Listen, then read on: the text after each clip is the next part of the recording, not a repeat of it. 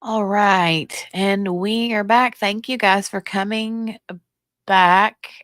We just ended the Karen Reed half day trial for today. And today we're also streaming and watching Adam Montgomery's sentencing. Long awaited. His day is here. His day of reckoning in the courtroom, anyway, right? Hopefully, he's in the courtroom. He has a he's mandatory. The judge says he has to be there. The only other thing I can think of if he doesn't show up in the courtroom today would be for some random reason, like he woke up sick and has to appear by Zoom or something like that. I mean, I don't know. But hopefully he's there. But thank you guys for coming over here to this stream from the Karen Reed one. I appreciate it, you guys. So it looks like we have a feed. Let me add it to the stage.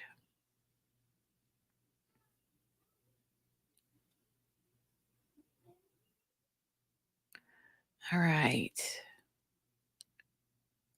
Welcome back, everybody. Billy and Henny, Morgana, Steph, Lauren, Sherry, and JB. There's our JB. We miss you. We miss you, Googly. Margaret.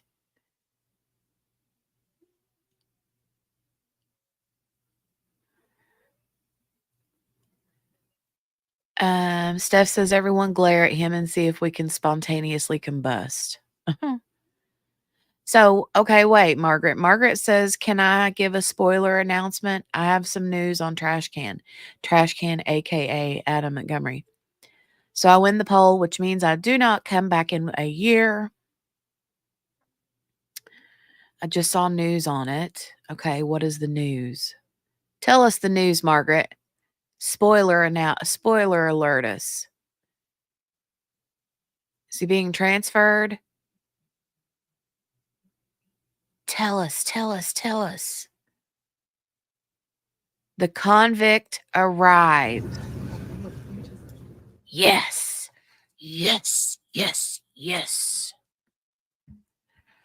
Awesome. All right. So I need to change the poll then, right? Hold on. Let me go back and change the poll.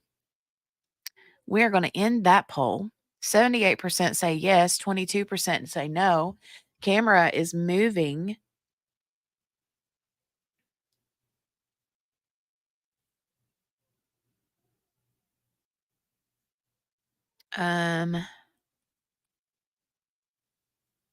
Let's end the poll. 78% say 77% says yes, he'll be in the courtroom, and 22% say no. So, oh my God, Steph, you kill me. Ay. Everybody, yeah, everybody, check out Steph's comment. She's mid poop and playing with a cat with a laser she just bought, and she's losing it. Margaret says, I mean, it was a toss up given his whole trial and all. Yeah, I know, right? All right, I'm going to start another poll. This poll, hold on.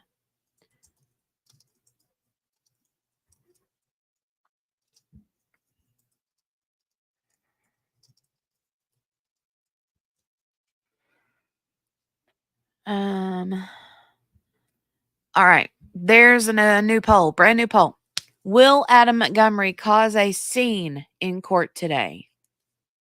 Like, will he show his hind end? Not literally like mooning us or anything. I just mean in general, will he like cause some kind of a ruckus? Will he have an outburst? Will he glare at the judge? Will he glare at anybody that's given an impact statement? He is a whole crap. Yeah, he is.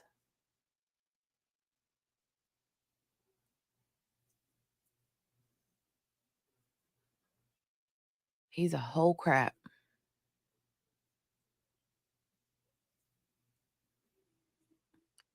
He's gonna proclaim his innocence for sure. Um, Steph, I think Margaret means she left, or she hollered at you and said she left because she figured you needed some, you know, some alone time to, all the things. Margaret says, I think he's going to have something to say. Probably.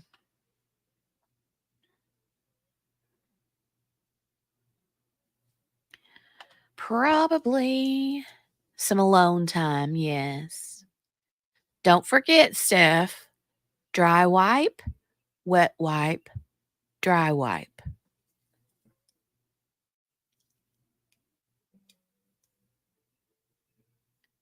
Um,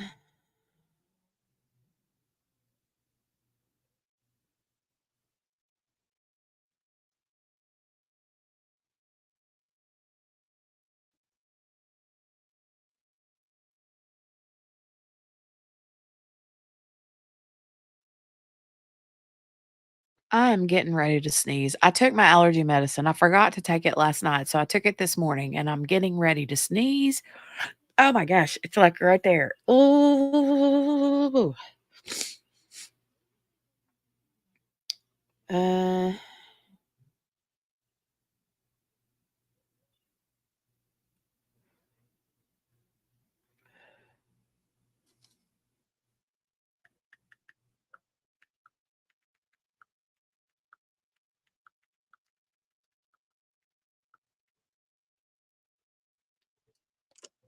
okay. No, not back to front. Steph, no. No, no, no, no, no. Steph's just glad, or Margaret's glad breakfast is over. All right, the stream is up and going. JB says, I'm glad I made it for this live. I have been long awaiting this sentencing, right? I know. I did potty train you, Steph. I did. I did. Well, hold on. Where's my paper towels? I got to blow my nose again. Sorry, Margaret. It's paper towels.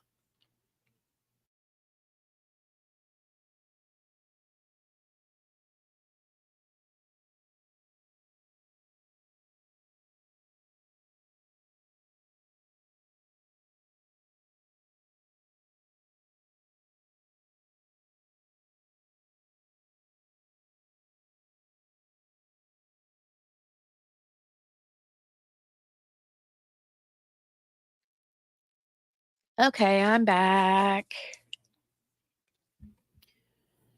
Margaret said, I wonder what made them compel him to come to court. There had to be something like more punishment or because they let him refuse all trial.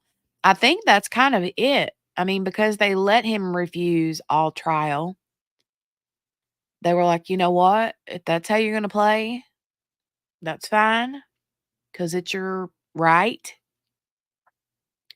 to not be, um,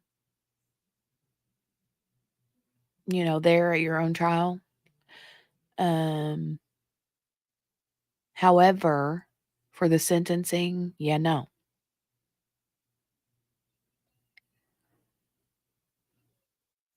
Oh, yeah, the judge did order it.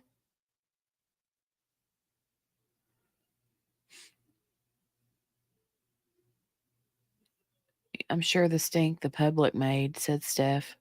You mean the stink the public made or the stink that you made? in the portal potty, Steph. Oh, oh, oh, oh, oh. We have we have video. We have a courtroom slap full of people in the gallery. Kel's here. The volume is turned all the way up. The judge isn't on the bench yet, but the courtroom is packed. That's excellent news.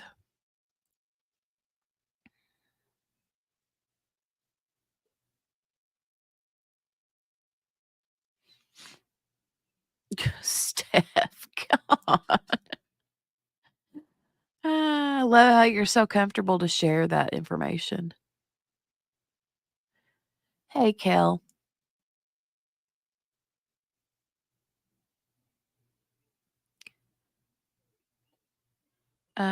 Steph is giving new meaning to the word poop fest.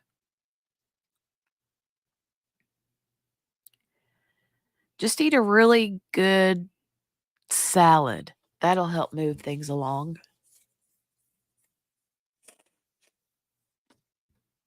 You need some roughage.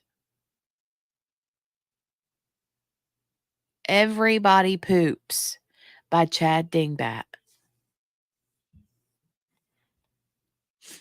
I like to call him Chad Dumbbell, but I like Dingbat too.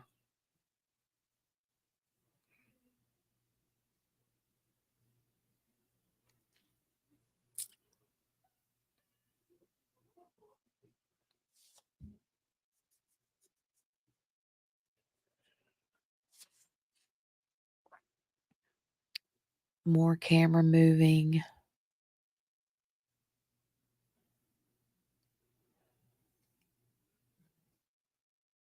More camera movement.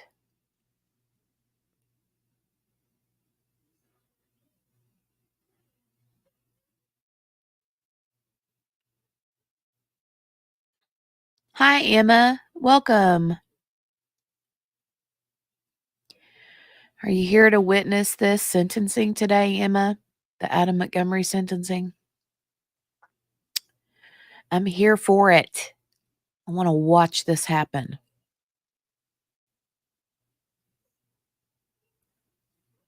I'm not going to lie. I'd also probably wouldn't mind witnessing a little jailhouse.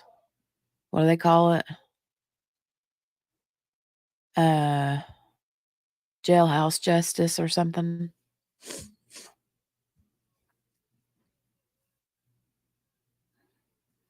That's not something I would go for in the normal situation, but in a situation like this, yes, he deserves it. Yup.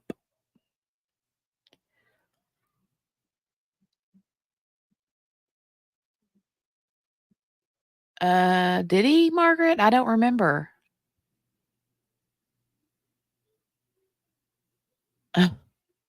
Morgana is thanking you, Steph, for your bowel movement updates. Jailhouse justice, yes. And like I said, I don't typically go for that. I don't condone violence, even criminals being violated. But there are some situations where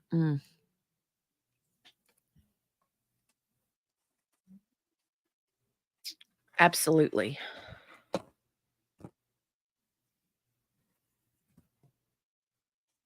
Let's all send Steph a thank you card. Oh my gosh. Oh, wow. Morgana's had a couple herself this morning. What you guys are just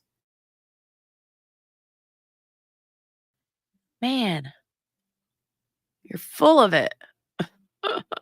uh, I have to blow my nose again, you guys. Oh my god, this is redonkulous. This is renosulous.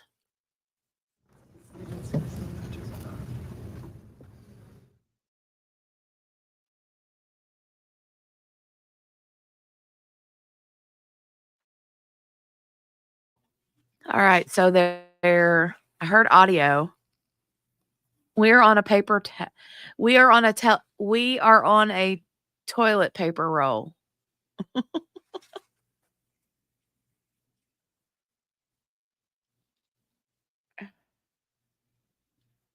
It's a fact. Steph says, "Ma'am, don't act like we don't notice when you take extra long potty breaks." Honey, my extra long potty breaks are literally peeing, and then the dog wants out, and then the kid wants something to drink or eat or a hug or me to fix the TV or running out and checking the mailbox. Those are the long potty breaks because I'm not even gonna lie. If we're gonna talk poop, my poop 99% of the time happens first thing in the morning. I'm regular. Regular smegular.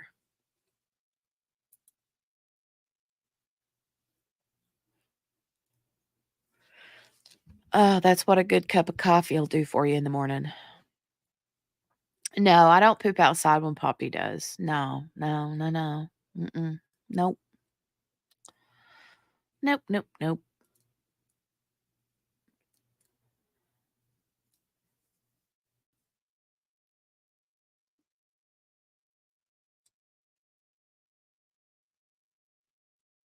And for anybody that may be joining um this live stream that is maybe lurking and you're not usually around these parts over here on in my corner of the YouTube world, we often talk very um private things like poops.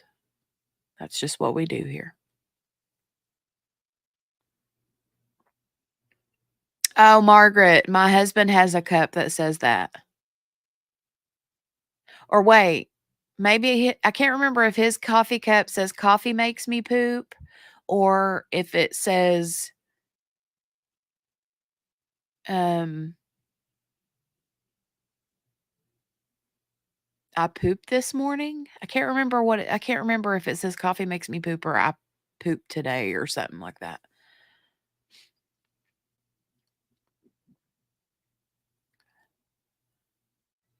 We are family. I got all my crime cafeers with me. We are family. Da, da, da, da, da, da, da, Open on all subjects around here, right, JB?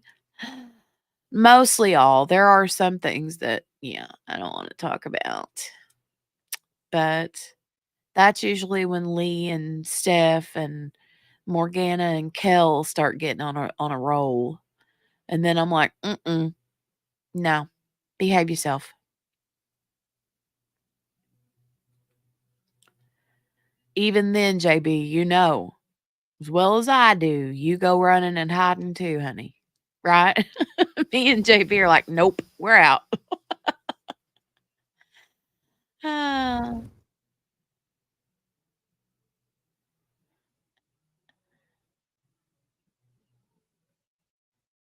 oh, Margaret needs that cup. She'll take it to the office and then they'll send her home. Well, see, there you go. That's exactly what you need, yeah, then. So they'll send you home. We do all poop, Morgana. A family that poops together stays together, right?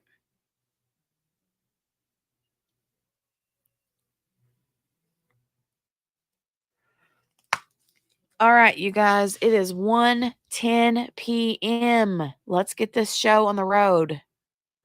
Maybe they're taking a little extra time for security to get him through. Security outside. You know, they've got to have a good amount of security there. Um, yeah.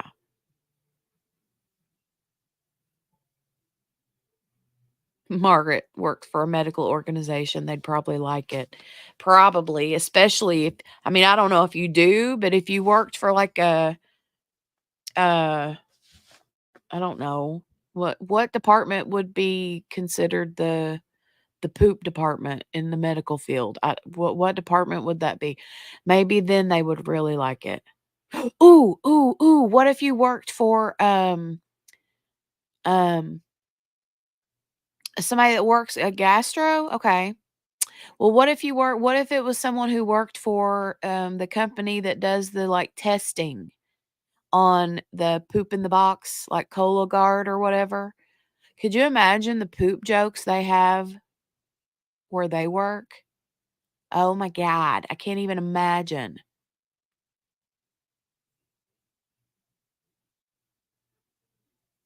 Ooh, I don't know, Stefan, I don't wanna know. I don't know what that is. No, no, no, no, no, no, no, no, no, no, no. Billy says, "Do you think they'll drug him?" Adam, I don't think so. I mean, I don't know.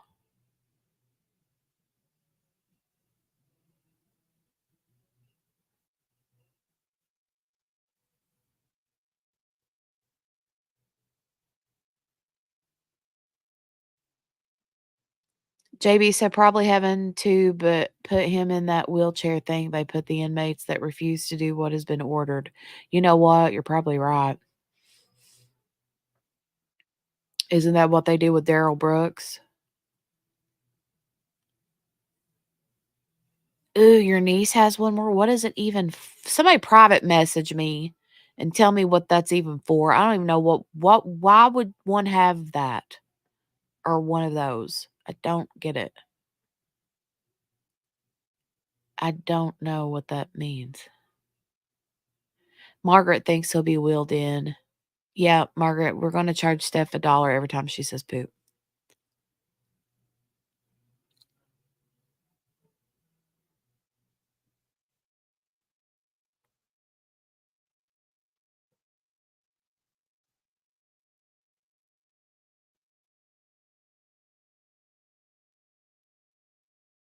Um,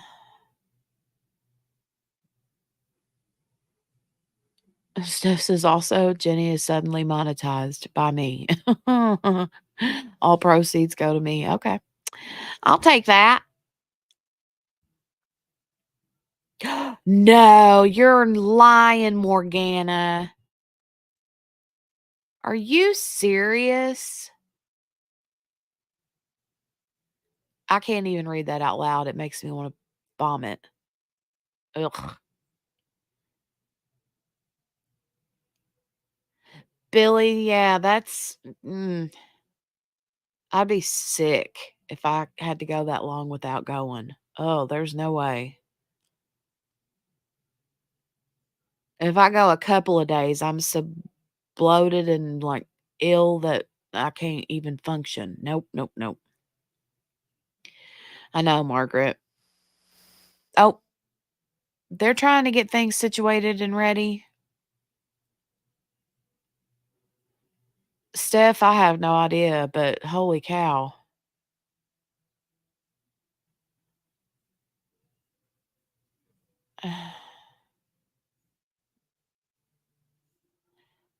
It's called massive poop.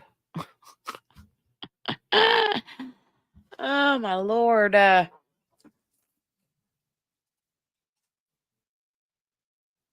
do we get on this how do we get how okay.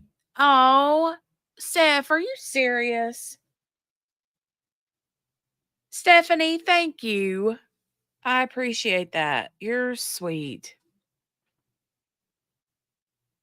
I appreciate that so much. Thank you for the Cash App. I love you, ma'am. Um, but I will not use that to purchase a poo knife. She did pay the fine, Margaret. Yep. Yep. She paid the fine. She did. She paid me enough for 20 poos. Oh, she put a note for poop talk. I just saw the notification. I looked at it on my phone. I didn't actually open it up. But thank you.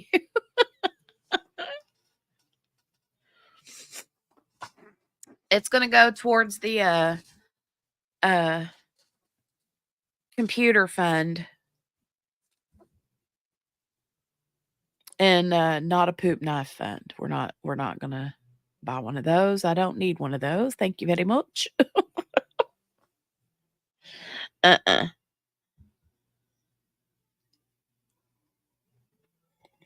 Mm. Mm. I love you too, Steph. They do. They need stool softeners or a better toilet. I would go with stool softeners because really, even a plain cheap old toilet should get the job done just fine, right?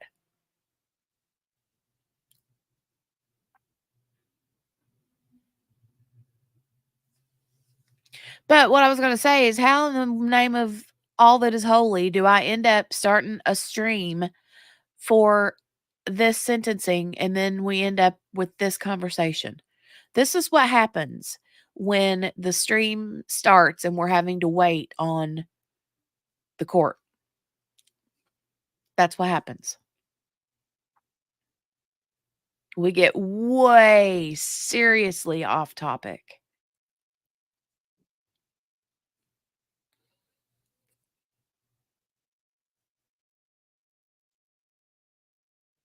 Miralax. Mhm. Margaret, right?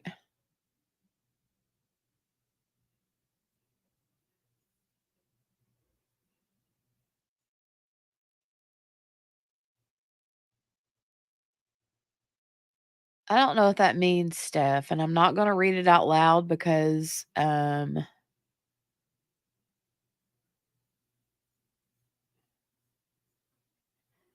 case it's something I don't wanna say out loud, because I don't know what that means.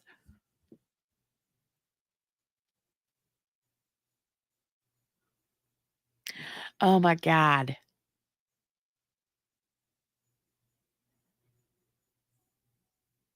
No, no, no, no, no, no. I'm getting all kinds of weird visuals. Nope, nope, nope, nope. Think happy thoughts, rainbows, and unicorn farts.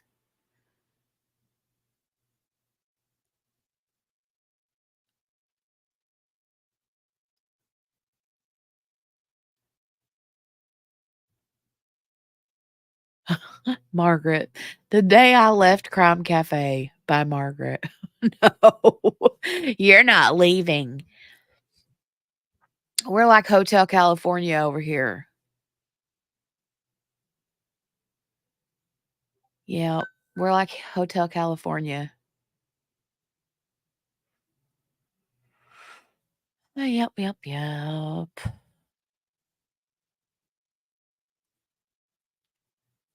Oh, you got her a rainbow and unicorn catnip toy. Cute. You like how I had to include farts? Well, I mean, anytime I say anything about unicorn, usually farts follows, so. Brenda, see, there you go. There you go. She says, when I got here and the first word literally that I heard was poop. I was like, here we go. Get it? Here we go. All right. I had to grab another paper towel. You hear that? Listen, see if you can tell me if you hear this paper towel ripping off the roll. Yeah, that's me getting ready to blow my nose. Again.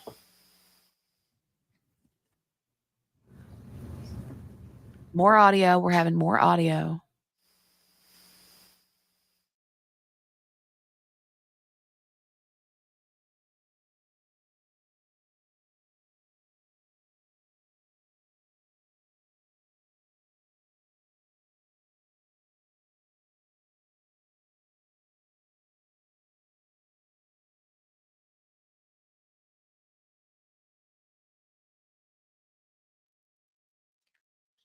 Brenda, I am forevermore out of tissues. I really, to be honest, hardly ever buy Kleenex unless I'm sick.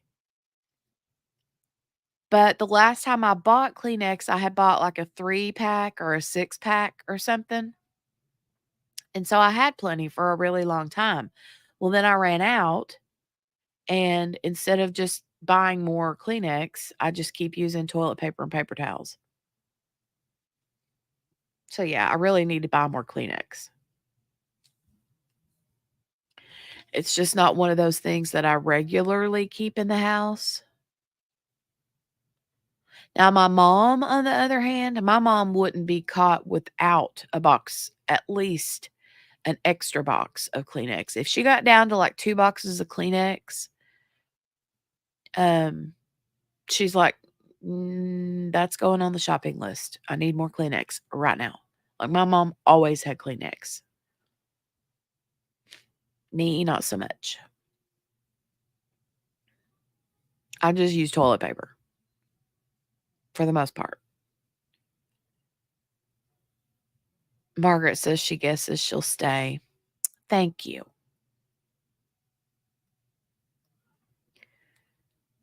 Um, hey, Mary Lou. You use paper towels mostly to blow your nose, Mary Lou? I don't mind to do it every once in a while, but if I am, like today, I've been using paper towels a lot because I woke up with allergy junk. Um, and yeah, by the end of today, the end of my nose will be sore. Yep. You're gonna send Puffs Plus money. That's what my mom always bought, was the Puffs Plus with lotion.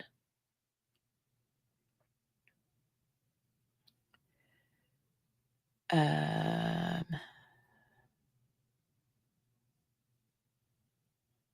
Margaret has a Kleenex box in every room with my allergies. I get it. I understand, but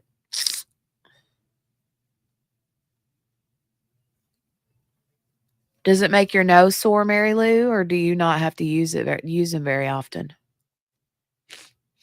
And I'm guaranteeing I'll probably end up crying during the sentencing, so then that's gonna make my nose run even more.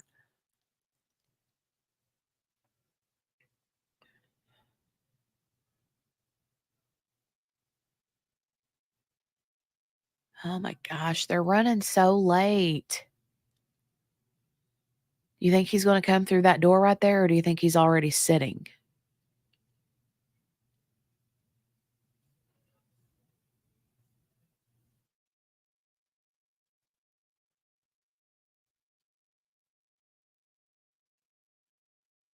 Oh, toilet paper isn't strong enough with allergies?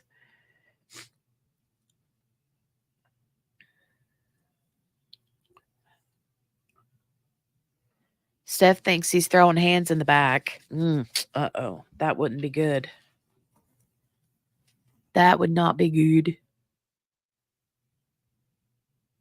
Oh, see, Margaret, you're right. There you go. She says they need to hurry. I got a nail appointment this afternoon. Hello?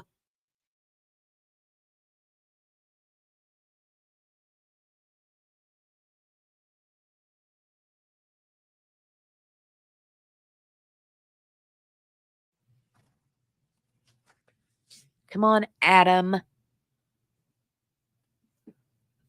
Or like QB says, the way she says Brian, that's how Swoop says it. So I'm assuming it would be like, come on, Adam.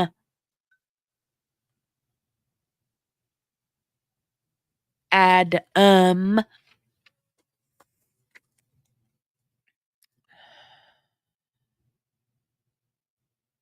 Da, da, da, da, da. They need to hurry. They need to hurry. They really need to hurry. Oh, hey, Chaloon. Adam. Adam. There's the tall guy. Add. No, I can't do it right. Yeah, I saw the tall guy right there. He is.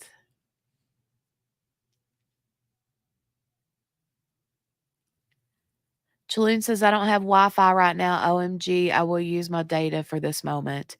Well, they were supposed to start 25 minutes ago, Chaloon, and we're still waiting. So I don't know if maybe they are just behind and add dumb. Here he comes. Here he comes. Here. Oh, look at you. Look at you. Look at you. Trash can.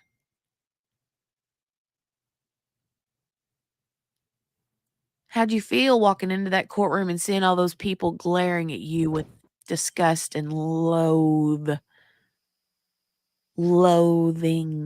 in their eyeballs for you?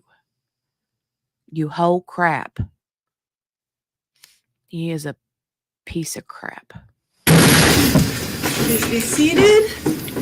Council approach. Council approach. 216-2022 CR20 and 216-2022 CR2372. Council identify yourselves for the record. Good morning, Your Honor. Ben Agati for the state. First officer.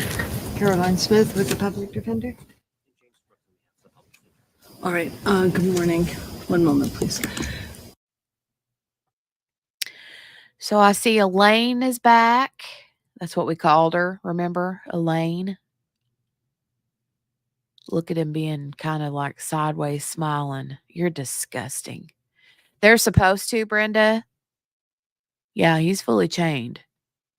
Elaine. It's not really Elaine. Her name is Caroline something, Smith or something. But we call her Elaine because she reminds us of Elaine from the Johnny Depp trial. He's crapperoni. Yep. Elaine 2.0, right? 2.0. Looking at the tattoo. I can't tell what it's of though, Margaret.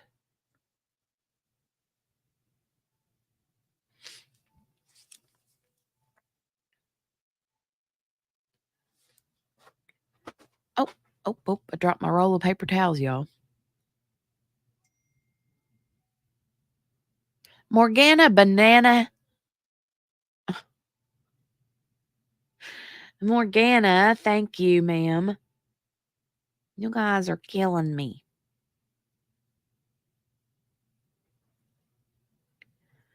Thank you. I appreciate that.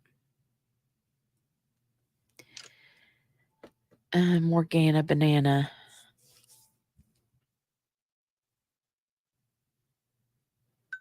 You and Steph are being the mostest today. What are you sending money for, Morgana? Bringing up the whole poop knife thing? I'm not buying one of those. No, I don't need one. Steph says, I can't tell. Hope they brand him as a child murderer with a dirty prison tattoo, though. He's definitely a scumbag. Oh, Chaloon says, I so hope his cellmates treat him real good. That's what I was saying earlier. I was talking about jailhouse justice. I wonder if they have him in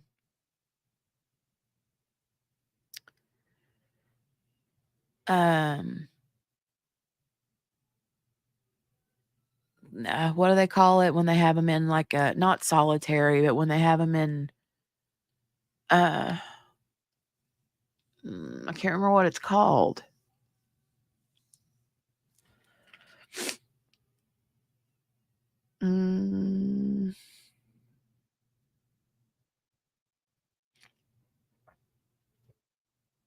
Oh, that's right. Steph brought it up. She explained it. Yes.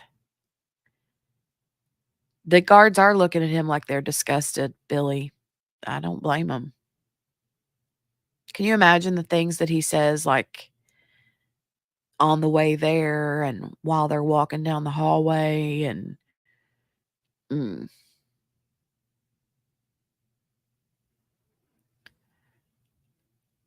a shock belt would be awesome. Protective custody. Yeah.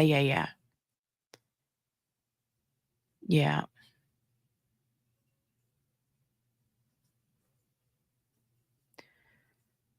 I'm a big kid now.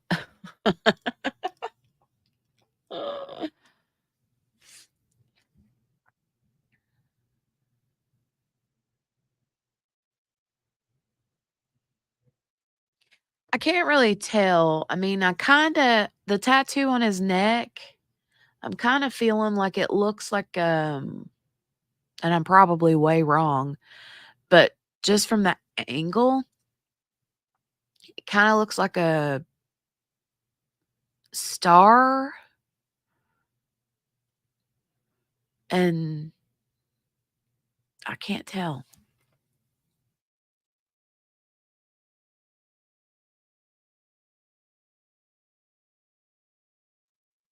Oh, and now I'm starting to cough, you guys. Nope, nope, nope, nope, nope. Allergies go away. Oh my goodness. Hey, Robert. Hey, Robert. It's so good to see you. An evil clown face? Is that what it is?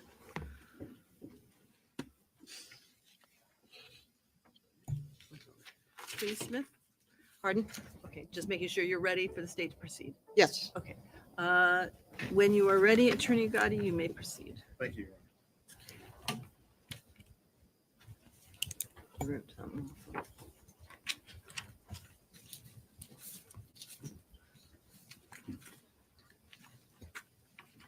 All right, let's go. Your Honor, as you know, the defendant has been found guilty of beating Harmony Montgomery in July of 2019, guilty of murdering Harmony Montgomery, a child under the age of 13, and then transporting and hiding and abusing her body and compacting her into smaller and smaller bags and ultimately disposing of her on March of 2020, and tampering with witnesses afterwards to ensure that this horror story that we heard at trial stayed silent.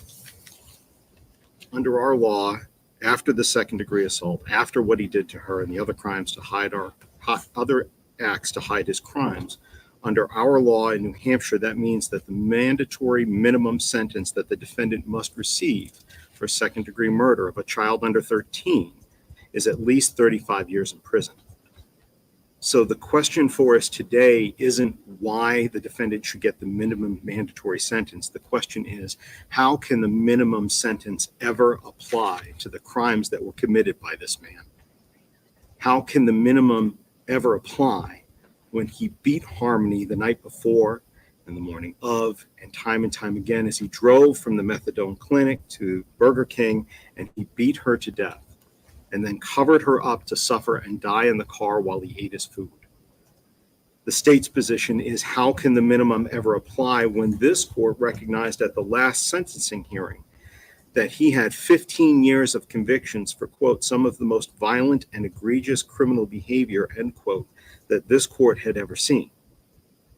How can the minimum ever apply when he's lied over and over again that he didn't kill his daughter and that she was safe somewhere when he was first asked by many different people? How can the minimums ever apply when he conceded at trial the crimes that involved the horrors that he inflicted upon her body from December 7th on forward up and until March, when he dumped her from the U-Haul that he had conned others into renting for him? How can the minimum ever apply when he's had opportunity after opportunity after opportunity to tell investigators and others where she is right now and she can't be laid to rest? There's nothing minimal about the crimes that he is being convicted for today. The state is not going to restate everything that's put forth in the state's sentencing memorandum word for word. The state's recommendation at this time is that the defendant serve 4 to 8 years, stand committed for the crime of second-degree assault, which occurred in July of 2019, and that should then be followed by consecutive sentences of 3.5 to 7 years for his falsifying physical evidence, for what he did to Harmony's body, with a concurrent sentence of 12 months for the abuse of corpse misdemeanor, followed by another consecutive 3.5 to 7 years for witness tampering, for beating his spouse to ensure that she would stick to the story he created, followed by not less than a minimum of 45 years to life from the charge of second-degree murder. The state recognizes that this is just a recommendation. The decision today lies with the court, regardless of what the state says. But that's the state's recommendation today. However, Your Honor, if the defendant will right now tell us where he hid her body, sufficient for us to find her, if he'll tell us right now where he put that CMC bag, so that her family and the Manchester Police Department can recover her remains in the next 7 days, then the state would amend its recommendation to a minimum of 35 years to life and let the second-degree assault, falsifying physical evidence, abuse of a course, and witness tampering sentences be served concurrent. But right now, Your Honor, if he tells us where we can recover her and we do so within the next 7 days, we will change our recommendation to 35 years.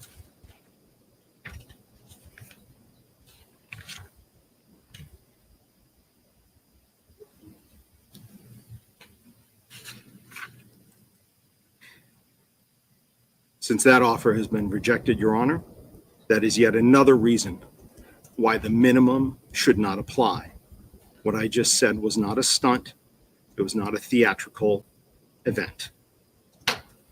I stated in closing arguments that there are moments in life where we are tested, where our failure or our success lies in whether we do the right thing at that moment in time.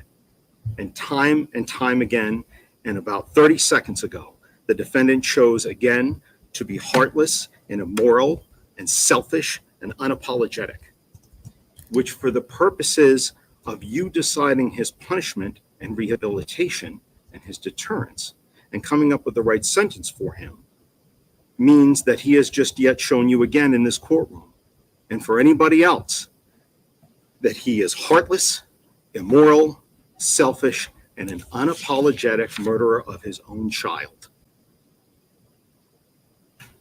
Now, as I was saying again, there's certainly nothing minimal about what he did to Kayla Montgomery, to abusing her into lying for him.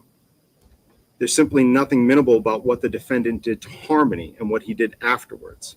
And that's why now, having just given an opportunity, we're asking you to impose nothing less than 45 to life for the sentence of homicide. You should impose more, but 45 is a bare minimum that this defendant deserves for what he did to Harmony. She is gone forever.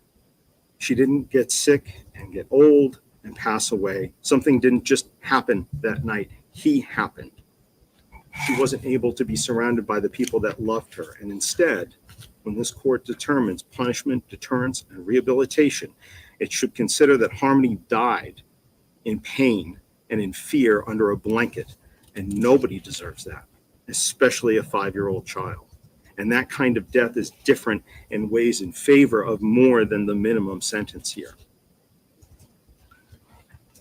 You can, if there was a thief here, you could order the return of stolen property, or you could order restitution. When you sentence a defendant for an assault case, the victim can receive treatment and compensation for her injuries. But in a murder case, there's nothing directly that this court can do for Harmony. She's already ultimately paid the price of the defendant's anger and cruelty and frustration. But what can be done is recognize the value of her life and the terrible way she died by giving the defendant a significant prison sentence, something more than just the minimum, and certainly not the sentence that the defendant may ask you for in a few moments. You can make sure that he's not going to hurt another child. You can do that for Harmony. And in that process, you'll also be doing justice for the people who cared about Harmony, for the many people that worked hard to hold her killer accountable. Except most of those people, several of them are in the courtroom today. Many more are out there. Some who are present here today would like a chance to address the court, Your Honor. Most notably, and I think has to be first and foremost, Your Honor, is Harmony's biological mother, Crystal Sword. She's present here today. She has prepared a victim impact statement that we have written that we can provide to the court afterwards, but we would like her to be able to speak to you and present her thoughts. Should we do so?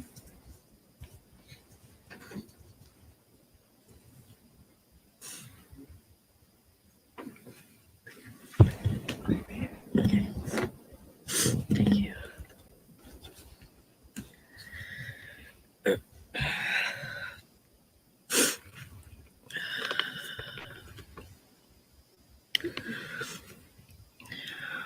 to the monster who murdered my baby. I did not kill my daughter, and I look forward to trial to refute those offensive claims. That is all you have said about my sweet daughter's life. Another lie, like all the other ones you've told. Like the cover story you told that you dropped her off with me, knowing full well and good if you had, she would be thriving right now. Not beaten and stuffed in a CMC bag where you put her. She had a life worth living, unlike your own. And it bothered you to your core that she was nothing like you and everything like me. Beautiful inside and out, funny, smart, sassy, loving, and most of all, kind. She wasn't a coward like you, and I'll be forever grateful for that. You're a coward who has to be in control of everything and everyone around you, insecure and paranoid. The list goes on. She is none of those things. She lit up a room when she walked in. She made a mark wherever she went, and you couldn't stand it. She was an incredible big sister. She loved her brother, Jameson, to her core, and I know she loved your sons too, no matter the picture you tried to paint of her. December 7th will forever be the darkest day of my life. The night you beat her to death, I woke up in the middle of the night in agonizing pain, from my head to my toes, and I felt like I was dying, not knowing, in the most brutal way, a part of me was dying. Suffering in that back seat for 20 minutes while you and your wife fed yourselves and your other children, and you got high. 20 minutes that you could have used to save her life. Did she cry for me? Did she scream? Did she beg you to stop? I'll never know. Because like I said, you're too much of a coward to tell the truth and do one good thing for Harmony. You may have taken her physically from me, but she is always, always with me. And I will forever look for her until the end of my days. But I hope that every day and every night you are on this earth, you hear nothing but my baby's giggle. I doubt you ever heard it in this life. All she knew with you was misery and fear. I hope you hear her sweet voice telling you to stop hitting her over and over, or how she looked the very last time you saw her, broken and bruised. You were supposed to protect her, yet you did the opposite. Harmony wasn't anything to you but property that you could throw away when she was more of a burden to you than a meal ticket. Your hatred for me led you to act on your monstrous, controlling ways, and you took her because you just could not let her come home where she belongs. My love for Harmony outweighs my hatred for you, but they both gave me the strength to listen to my instincts and to help the police put you away forever. Harmony will live on through me, and you can't do anything about it. You can't do anything to stop it. I wish you nothing but pain and misery for the rest of your pathetic life, and with or without you, we will find my daughter. I always knew you weren't a good person, which is why I left you. I just never knew to what extent, but now I know you're just plain evil.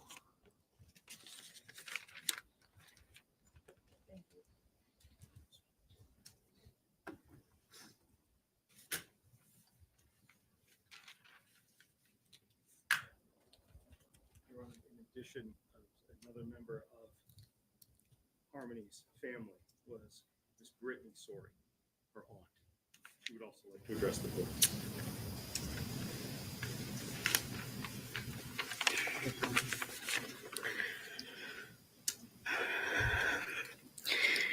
To the most vile human on the planet, the day Harmony was born is the day that will forever feel like it was just yesterday.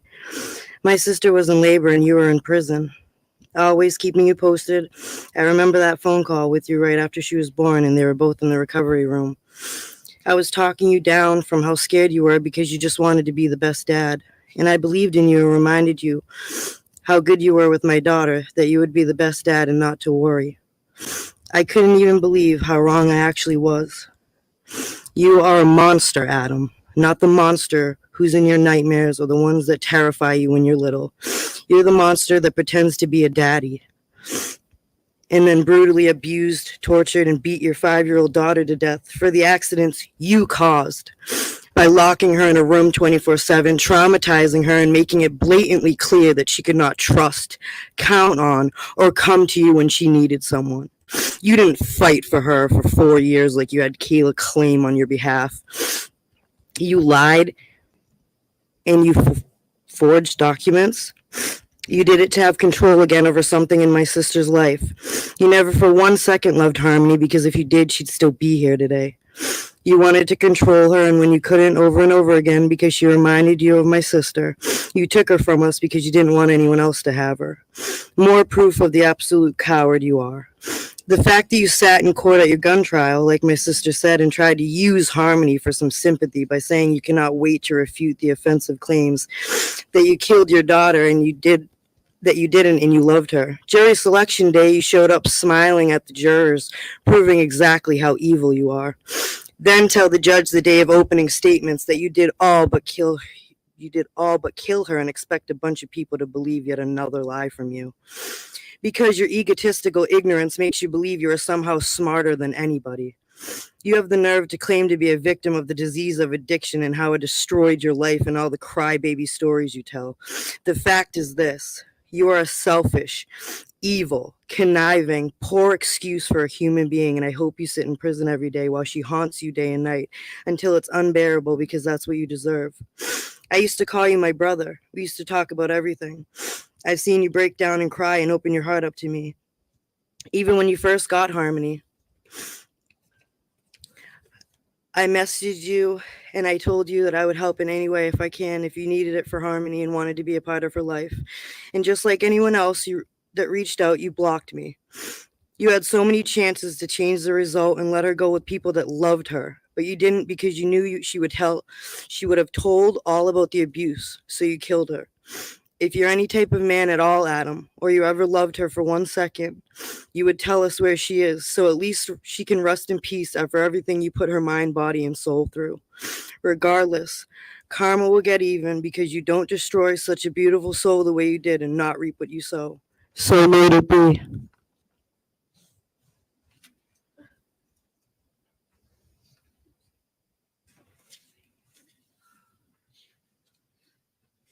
One of the other individuals in this particular event who is not present here in the courtroom today, but is the victim of the crime, that is the victim of the crime of witness tampering, is Ms. Kayla Montgomery. She has prepared a statement. We have submitted there. We will be submitting that to the court as well. It's been provided to the defense counsel.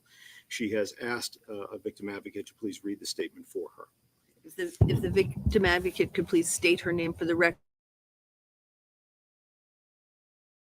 and also the Kayla Montgomery's statement. Certainly. My name is Amy Van Auken, and I'm reading a statement on behalf of Kayla Montgomery. Goodbye. I wanted to write a letter to you because it's the only way to tell you how I feel. I don't know about you, but I need some kind of closure. I will forever have a place in my heart for you, whether you believe me or not. You were my best friend, my husband, the person I chose to spend the rest of my life with. You are the father of our children we have together, and I'm forever grateful for having them. I will never forget the birth of our first son we have. That was one of the many best days of my life. We had just gotten married and started a family of our own. I'll never forget when your grandmother said to me, "You're the best thing that has ever happened to my grandson."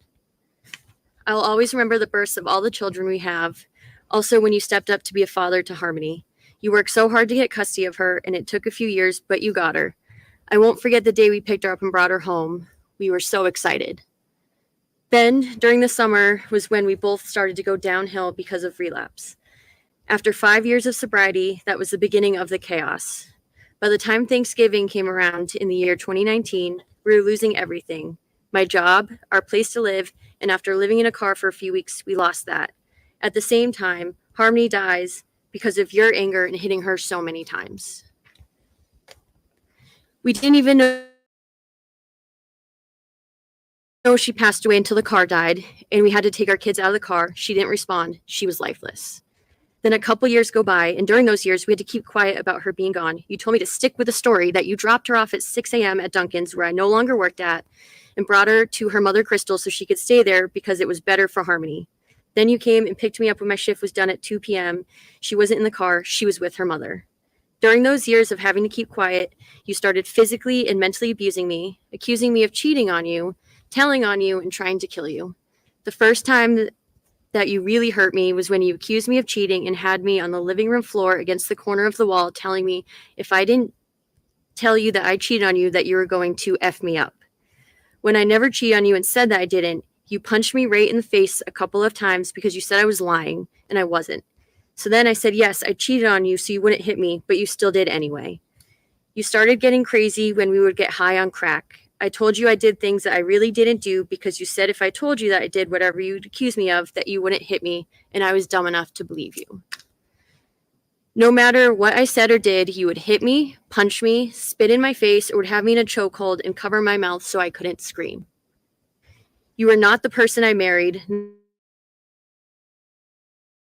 not the person who loved me and who never hurt me. It's like I married my father. I never would have thought I would have to run away from you until I knew I had to take our kids and leave you. I'll never forget that day either. It was one of the hardest things for me to do. The last couple of nights after you got arrested the first time, I was sleeping with a knife because I did not know what you were going to do to me. After I found out that you got arrested, I went back to our apartment to grab a few things, and then I made the decision of not going back to live there anymore. I couldn't stay in the apartment after a year of chaos with you in there. Just all bad memories, barely any good ones. We had about 5 months total that year of living there that were good times. Other than that, nothing but bad memories. I'm so angry and hurt by you. I know you probably hate me because I had to do the right thing, but also because of all the bad. Not only did you lose your rights to our children, but so did I. Now I'm going to have to keep fighting for them to at least be back in their lives. You seem to forget you cheated, not me, and you just left the kids and I for some girl, packed your stuff, and left to another state.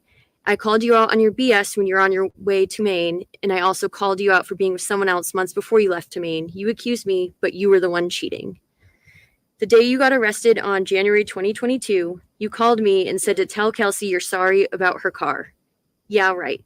That's all you're worried about, not your wife and children you may never see again. No apology for cheating on me and making me think I was crazy. So I got to do all I can to get back on track with my life. You caused so much hurt and pain. I don't even know why I still care about you and actually feel bad for you. Oh, maybe it's because I'm not a cold, heartless person and still have some care about you. I was in love with you once. Now I still love you because you're the father of our children. This is goodbye for now. Maybe I'll see you at the future in some point. Goodbye, Adam. And then she lists the day they started their relationship was October 8th, 2015. And the day they married was Harmony's birthday, June 4th, 2017.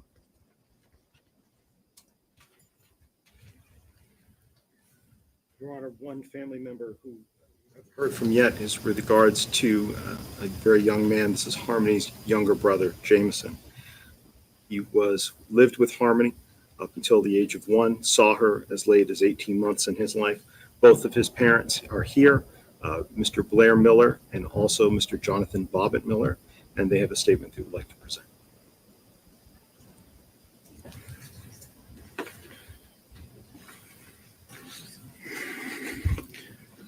Your Honor, thank you so much for allowing us to speak here today. Good afternoon to you. My name is Blair Miller, and my husband Jonathan and I are here today on behalf of our son Jameson, who we adopted in 2019.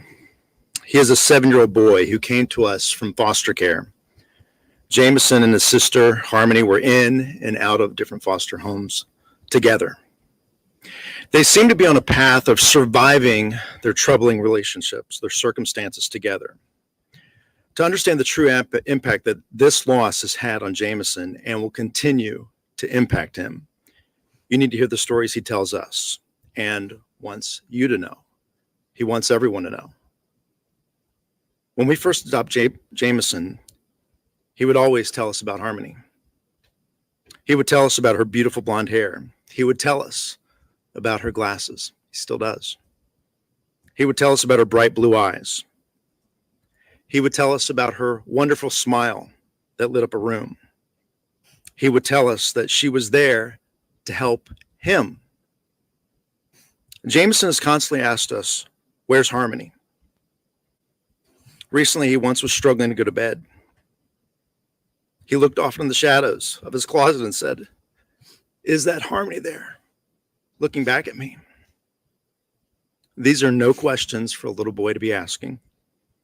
He no longer can hold on to that hope.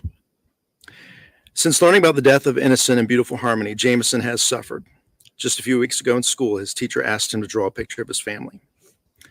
He drew a picture of his 2 dogs, his 2 brothers, his 2 dads, but then he put a heart above all of us, and inside that heart was the letter H. He said that was Harmony looking down on us. Jameson constantly asks us, who took my sister away? Adam, you took away his best friend, his sister.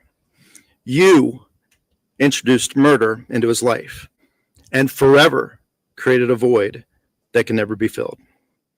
We will never have the right answers for him on this and can only tell him Harmony is an angel now.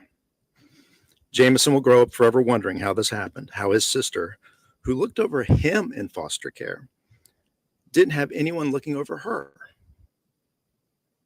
You chose, Adam, to take our little boy's sister away. You don't ever deserve another choice in a free society. Your Honor, we are asking you to impose the maximum sentence. Your Honor, this courtroom, and especially Adam, I'm Jonathan Bobbitt Miller, and I'm the proud adopted dad of Jameson Miller, the proud young brother of Harmony. Harmony is the reason that we're all here today. Harmony, the child Adam that you murdered, you introduced a nightmare into our son. You introduced evil of this world to him. You have manipulated the criminal justice system until now, and trying to explain that to our 7-year-old son is hard. Before Jameson knew of Harmony's tragic fate, he would go to the door when the doorbell rang, and he would say, maybe she's found me. He would search a park, he would look at school, and if there was any girl that had blonde hair and glasses, he would go up to them and say, are you Harmony? I'll never forget the day that we told Jameson that Harmony was in heaven.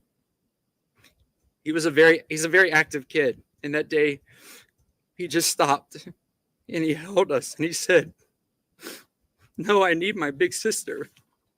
Why? Why did this happen? These are questions that Jameson has had and continues to ask. Daddy and Dada, what happened to my sister? Why did she die? Why would anyone hurt her? How about her glasses? Were they okay? My God, how will we ever help him process this horrible and brutal details of his big sister? Adam, you have to know you did that. As we celebrated Jameson's birthday in 2019 with the Mickey and Minnie Mouse theme, we had Mickey Mouse there. It's a Disney theme that he shares with his big sister and his mom. He wanted to save a gift from her that day, made from his Nana. It was a Minnie Mouse pillow, but instead, you were beating her to death. That was the same day. If Jameson was old enough to speak to this court today, he would want you to know the void that you left in his heart that can never be filled. Adam, he would plead with you to please tell us where she is. Let him have a place to go and remember his sister, please. He remembers her feeding him. He remembers when they would be at his foster home when she was there, that they would play in the park together. He remembers her glasses. He remembers how proud she was. How do we tell our 7-year-old that you murdered his sister, his protector, his best friend, and you showed no remorse? I wish they could be happy together today. Jameson asked, is she unhappy in heaven? If she can see him, and if we can visit her, why would anyone hurt her? That's what you've done to her son when you beat his sister to death. In our family, we really believe in love and forgiveness. I'm just not sure how to teach her son how to forgive the monster that murdered his sister. We as a family are leaning on God for that. Jameson also knows about the helpers. He knows about this court. He knows about the jury. He knows about the police from the local to. He knows about this community. We've told him these were the people that helped his sister when she was hurting. I'd like to share with you a few words that Jameson, as we were talking to him, because he wanted to know, where are you guys going? What are you doing? And I said, we're going to speak for your sister, and we're going to tell everyone how important she was to you. And this is what he said. Tell everyone my name is Jameson. I'm 7 years old. My sister's Harmony. I love Harmony. I miss her. I hope I get to see her again. My sister had beautiful blue eyes, and we smile alike. I liked having fun with her on the playground. She gave me a broken Elmo toy that was hers. I still have that, but I have the Minnie Mouse pillow and a new Elmo that's not broken. I keep it in my closet for her. I'm really sad she's an angel. I miss her. She was my best friend. I hope she can see me playing basketball, being silly with my brothers. And I wish I could bring Harmony to my school to meet my friends and my teacher. She loves the color purple and Minnie Mouse. I made a heart for her in purple and red with mirrors so I can look for her in heaven. I hope she sees me. The red is for my heart and the purple is for her. I love my sister. I miss her. I hope she's eating M&Ms in heaven. I hope her glasses are safe and not broken. And I miss you, and I will always love you, big sister. Thank you, Your Honor.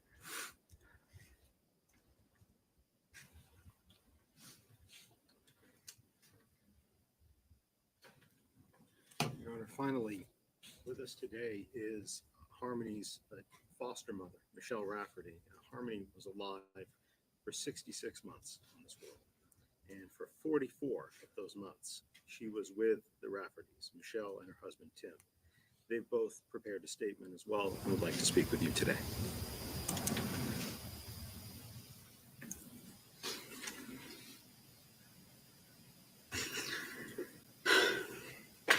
Your Honor, I'm grateful for the opportunity to speak here today. This is truly the hardest thing I have ever had to do. My name is Michelle Raftery, and along with my husband and my 5 children, we have the privilege of being Harmony's foster family. We shared our hearts, our home, and our life with her, and she filled our lives with joy and laughter. We lost a daughter, and my children lost their sister. We grieve for her every day because we thought we'd always see her again. Harmony was full of life and always happy. We jokingly told her that she leaves a sparkle wherever she goes. She loved to be in the middle of everything that was going on, and she never missed a beat.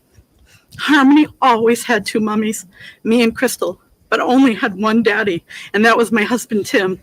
I am beyond grateful Harmony had the relationship with a loving daddy and knew what that relationship should look like.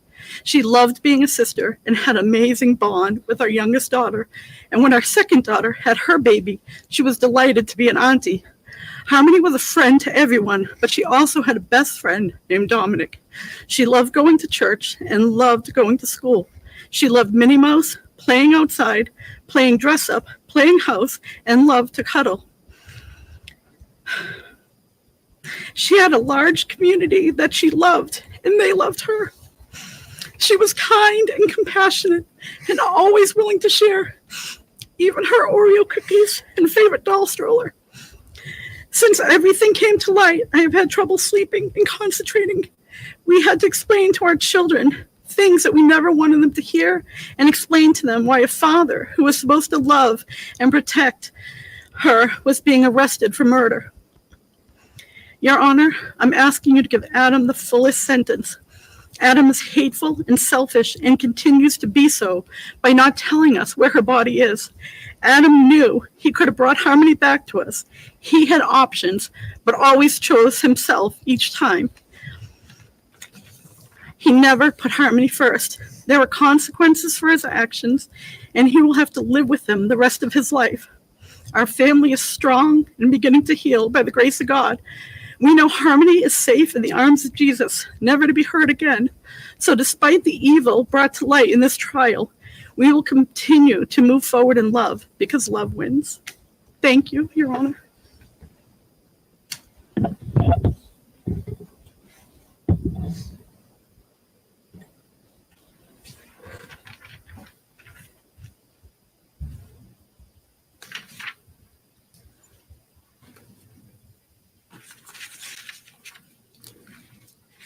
Your Honor, in addition to those statements, the state is asking you to consider not only all of the details and the facts that you heard during trial, and not only as you would for any defendant, their criminal history, of which is laid out there and which this court is already well aware of. But we are also asking the court to take into account 2 additional charges which are still pending. Firearm that was belonging and was owned by a Mr. Ewell, and also a high-point handgun. These are 2 charged but not yet adjudicated offenses that can be considered by the court when it comes to sentencing. We did not ask you to take the defendant's murder of his daughter into account at the last sentencing for the other firearms, given that it had occurred before her death. But these 2 not yet tried armed career criminal charges, offenses for weapons belonging to Mr. Ewell, and a high-point handgun should be considered to show that the minimum does not apply to this man.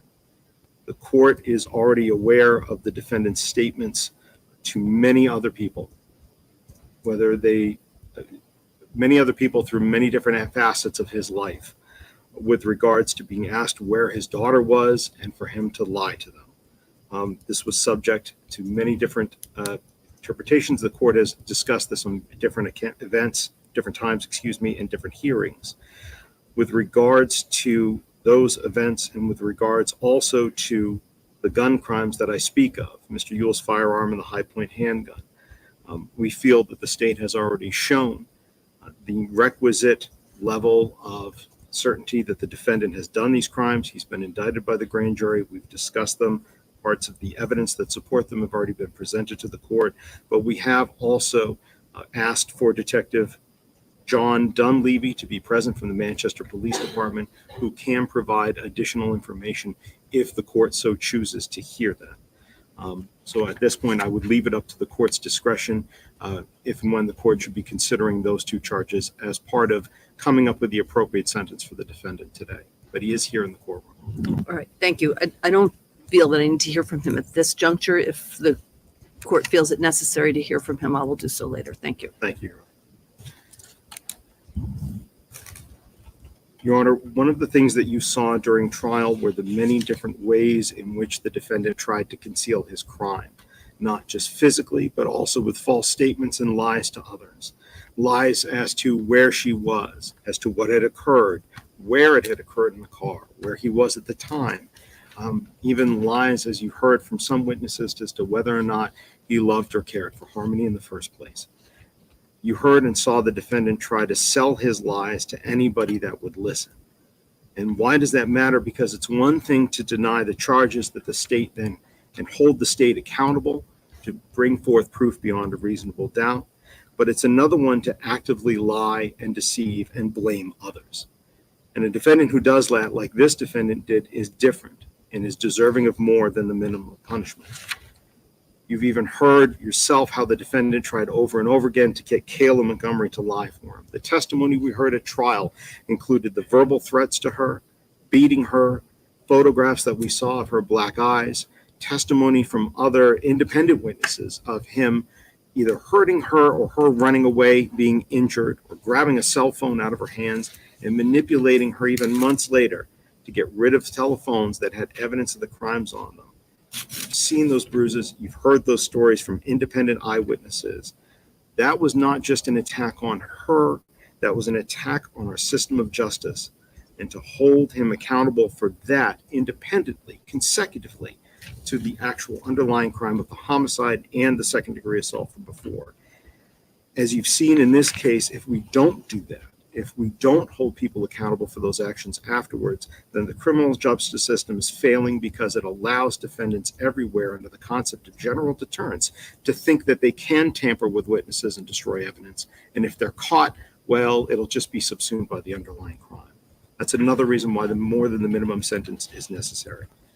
And finally, I'm not going to go into full detail on it, Your Honor, but you've seen in the state sentencing memorandum, there are 3 cases that are on point when looking for comparison here. And those are State versus Caitlin Marin, State versus Mark Heath, and State versus Chad Evans, all cited in our sentencing memorandum.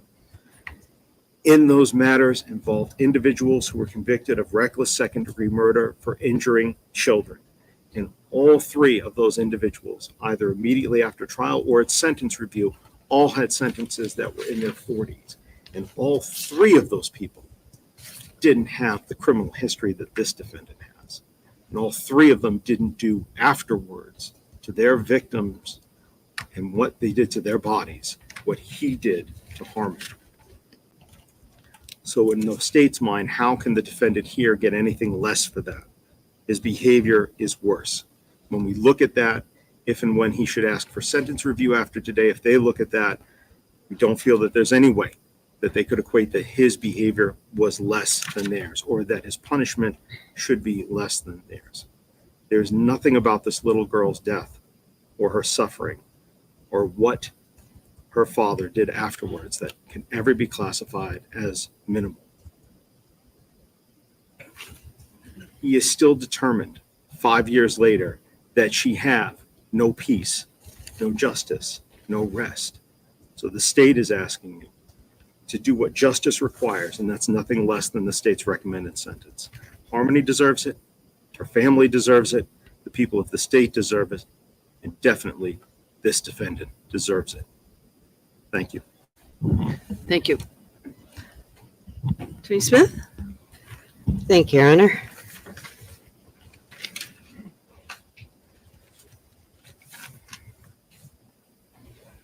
I'd like to start reading from State versus Willie at 163 New Hampshire 532.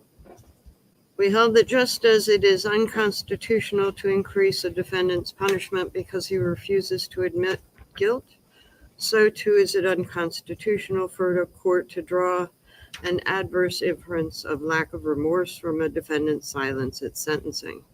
Because the only affirmative way for a defendant who maintains his innocence through the criminal process to express remorse at sentencing is to forgo his right to remain silent. Using a defendant's silence at sentencing to infer that he lacks remorse generally violates the defendant's constitutional privilege against self-incrimination. The state said that their offer to reduce or offer a reduced sentence of 35 years if Adam Montgomery took particular action within the next 7 days, and his reaction to that reflected heartless, immoral, no remorse. You can imagine, anybody can, that somebody walking into a sentencing hearing for something where he maintains his innocence that he did not do would be a difficult situation. That person would be assisted by his counsel, who would understand that being vilified for something that you didn't do would be difficult, who would understand that when people are trying to throw him away forever for something that you didn't do would be difficult.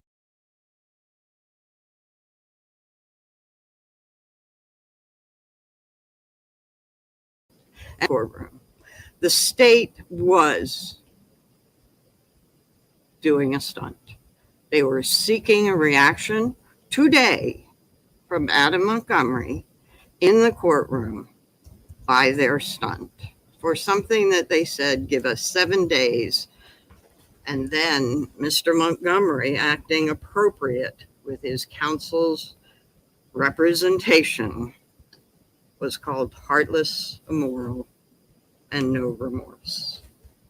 Mr. Montgomery does not have to express remorse here for something where he maintains his innocence. It would violate his constitutional rights against self-incrimination. And talk a little bit about the use of priors as argued in the state's memorandum to elevate what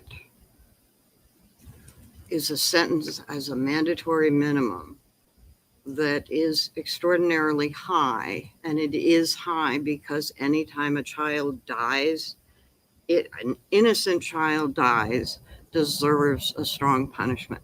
And the legislature has spoken with a mandatory minimum of that punishment. The lack of rehabilitation is what the priors are put on for. I don't think anybody can permit what another person would be like after 35 years of incarceration. To assume the lack of rehabilitation for prior records that occurred from the time that Mr. Montgomery was quite young, that many, fueled by drug and drug addiction that was introduced to his life by some of the very witnesses, family members, wives, who participated in maintaining his addiction and in a lot of the conduct that he did in the prior record. He is worthy of rehabilitation, especially after what would be the mandatory minimum under this sentence. The use of the remaining charges also are inappropriate here. You did not consider the charge of homicide at his prior sentencing on the armed career criminal charges that he faced May a year ago. But you did consider the armed career criminal charges, or at least you didn't indicate that you didn't. And the state certainly argued that they should be considered as well. All of that conduct occurred in a relatively short time period. And while we dispute the probable cause, even the law says that you can consider the grand jury indictment as probable cause, which I think is completely inappropriate, but that is the law. However, his sentences on armed career criminal took into account both his prior and his subsequent gun charges. He's serving a sentence currently of what comes to be about 32, because he got 15 as a minimum on one, 15 as a minimum on another. The 5 years of the 7-year minimum on the final charge that you sentenced him on, you suspended 2 years. Didn't even totally give him the max on that, but certainly increased his sentence in your evaluation of his prior conduct, as well as the pending gun charges.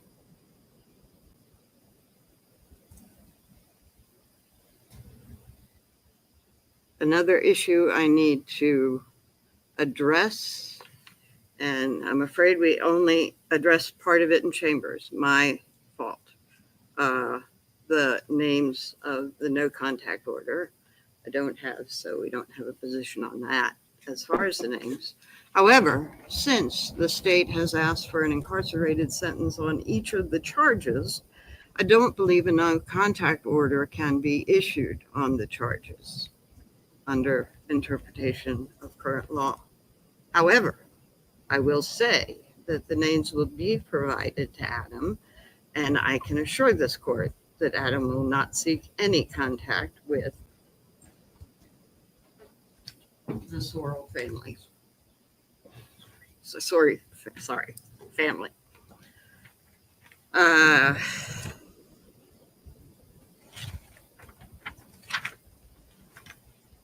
So, what do you do for sentencing Adam Montgomery? Adam Montgomery does not dispute the time sought by the state for abuse of corpse and falsifying evidence. The state has requested maximum sentences on that consecutive, and Adam does understand that it affected the investigation and that behavior affects justice in the court system. And he does not dispute the sentences requested by the state on that.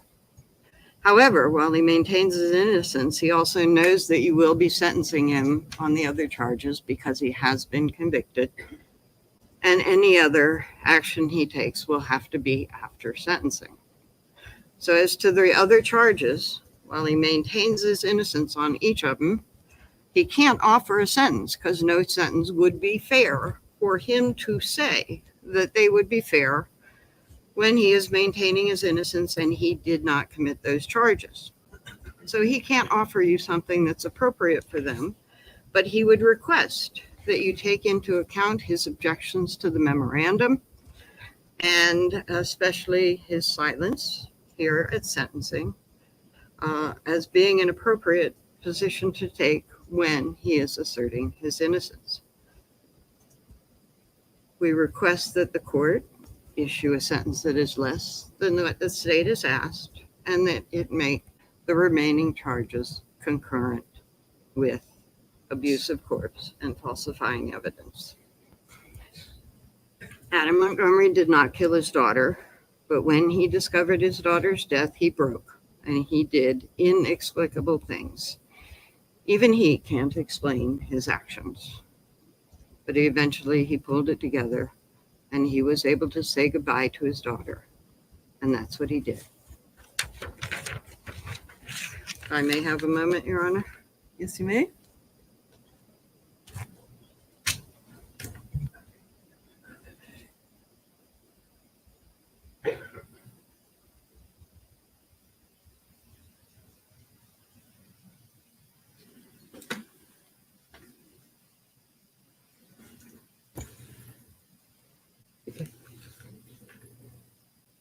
Actually,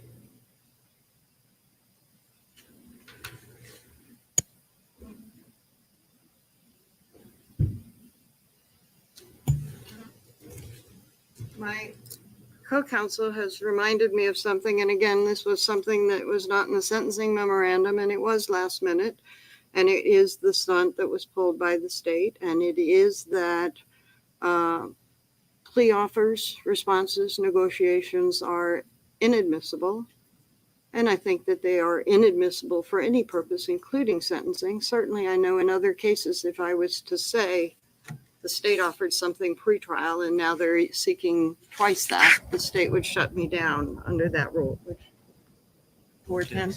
410. So I think that entire stunt should be stricken from the record as well. Briefly, Your Honor, I made no such comment about plea offers that were made prior to trial in any way, shape, or form.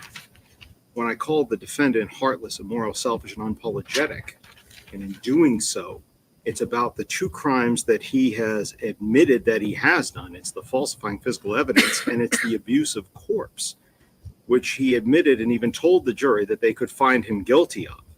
Those are the ones relating to the placement of the body. There's no reason to hold on to that piece of information with regards to that. The statement is not offering anything because this completely lies within the hands of the court. The statement is to make the change of what the state's recommendation would be. It's not an offer of a guaranteed sentence in any way, shape, or form. And again, it's on those charges, the one where he does not maintain his innocence anymore, falsifying physical evidence and abuse of a corpse. I think just separately, Your Honor, with regards to the victims that the state is asking for the no contact order, that would include Crystal Sorey and her family, Sorey. That would also include the Miller family, Your Honor, and that would be Harmony's brother's family, and as well as the Rafferty family. I can provide those spellings to the court monitor afterwards. I think those are the only additional things that the state wants to add. Attorney Gotti, what do you say to the state v. Toll issue that's raised by the defense about the no contact order on stand committed sentences, where all of the sentences that you're asking for in this case are stand committed, but you're also asking for the no contact provision?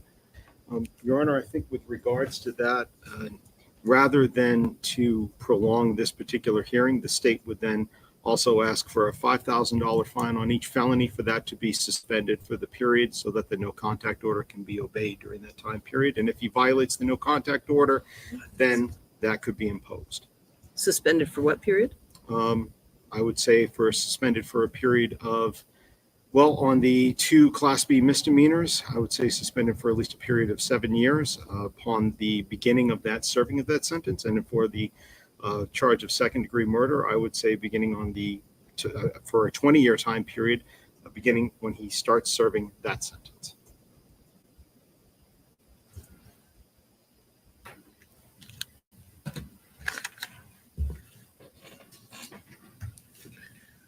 Do you want to address that, Attorney Smith? I'm just thinking about that for a moment. I mean, Attorney Agati, on that, the consequence of a violation of the order would be the imposition of the fine. That's correct, Your Honor.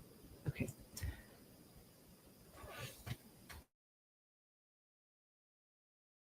For clarity in sentencing, I think 5,000 is illegal for any one of those charges, although certainly combinations of certain charges can equal that amount. I think it's 6 of one, half a dozen of another, because as I said, with regard to the family, Crystal Sorey and her family, Mr. Montgomery will not be reaching out to any of them. All right, thank you. Counsel, approach for just a minute.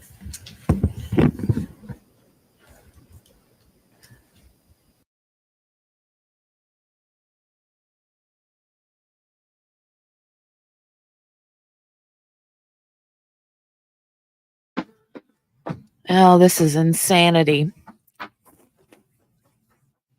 Sadly, I missed whatever it was that the stunt thing was. I was trying to help kiddo put some shoes on, and I missed the whole stunt thing. What was Elaine like requesting or offering there that was all kind of wonky?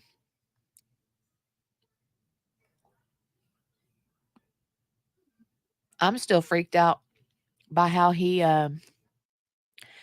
turned and looked at the like straight at the camera, and the camera froze, and he was just standing there staring at us with an evil look. He had an evil on his face.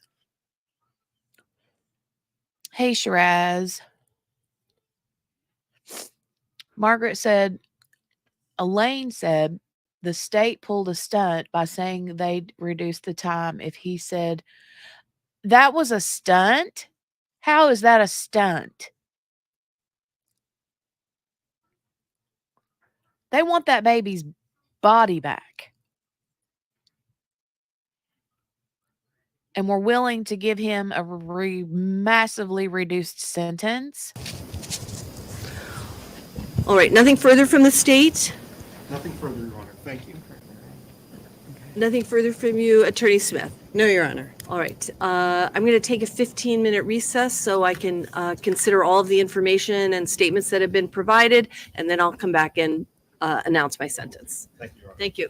All right.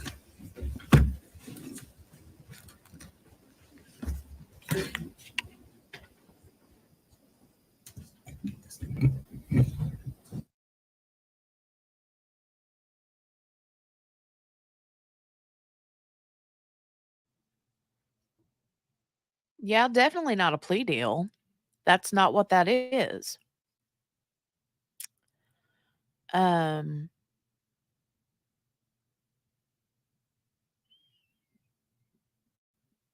yeah, I heard her say that about his constitutional right not to say anything, and that by doing so, he would be self-incriminating.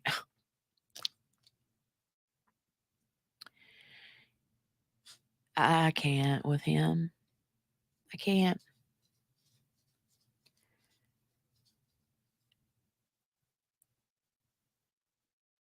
Jameson's 2 dads, when they got up there and spoke, oh my gosh. That killed me.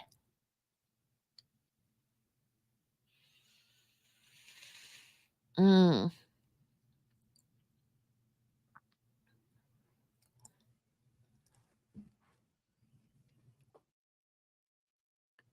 They're just speaking on his behalf if he can relinquish that last bit of control and let them put her to rest properly and recommending it to the judge. Margaret says it's not a stunt or a deal. It is justice for God's sake. Yep. Right? Especially when they read what Jameson had written himself. Oh my gosh. His own words. That was so, so sad. Ugh.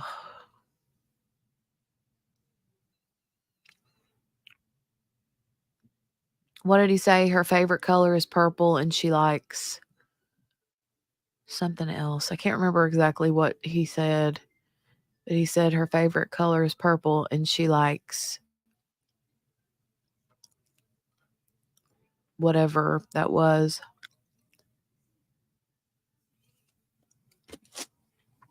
You're right.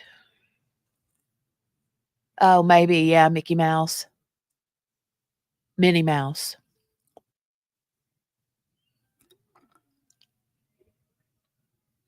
Oh.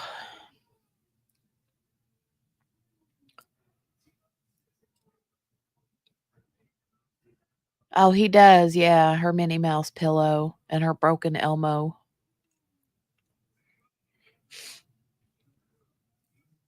Goodness gracious.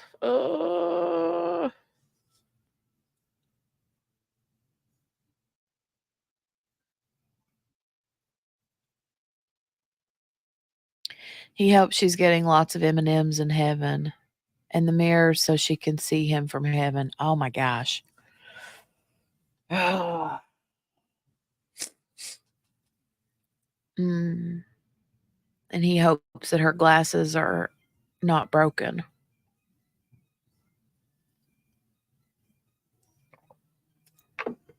Sweet boy. The whole Kayla thing, when Kayla's statement was read, I barfed 52 times. I mean, that was ridiculous. And I want to say, I know you said we gave her a lot of grace through the trial. I gave her some, but I didn't give her as much. And I said it then, back then, about if I was to drive by and see her on fire. I mean, I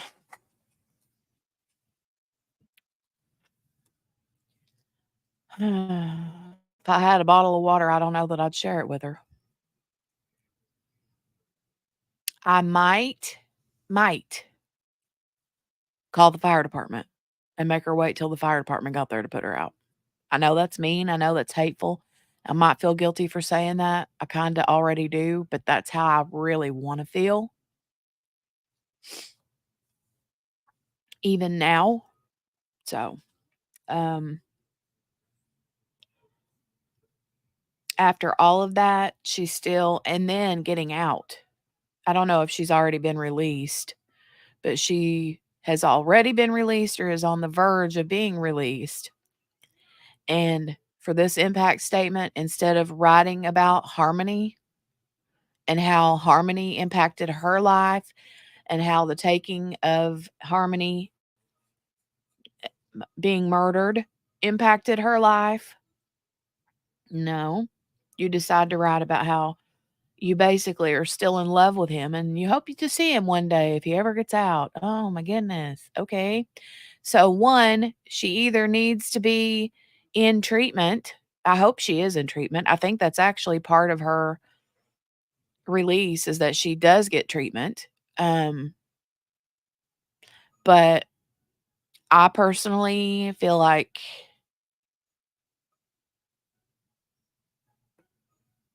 they were a little too generous in the plea deal they gave her. I think she should still be in jail for a really long time. And I hate to say this, but past behavior predicts future behavior. Is that how they say that? And I hope she changes and gets out and straightens up and all that stuff, mentally and physically. But at the same time, I kind of hope she gets in trouble all over again and has to go right back. I can't help it.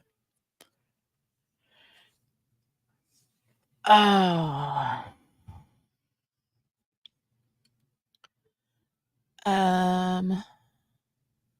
Let me go back up into the chat because I missed a lot.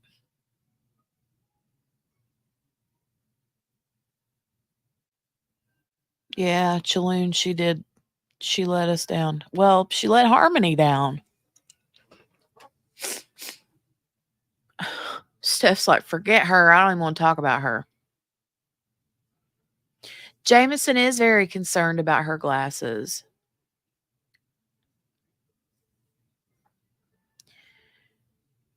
Right, Morgana, she makes me want to puke too. That picture of her with the doll, there's a picture of me at that same age holding a doll just like she is. That one gets me. Reminds me of the loving but not perfect home I had. We still smile. Brenda, I don't know. I don't know how it was approved, or I don't know really how that works, but hello, is it Helendale? Welcome, and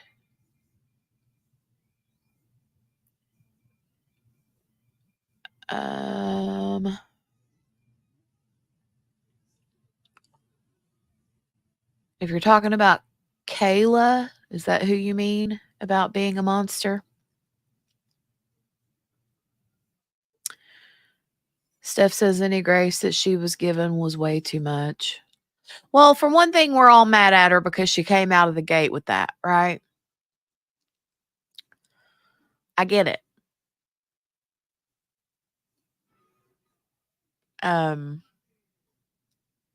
But I just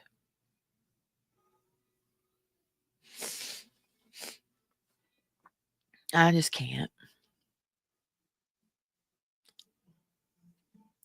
For me, it would be one thing if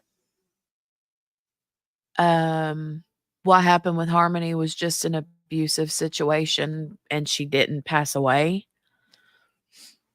But the fact that she actually literally died, and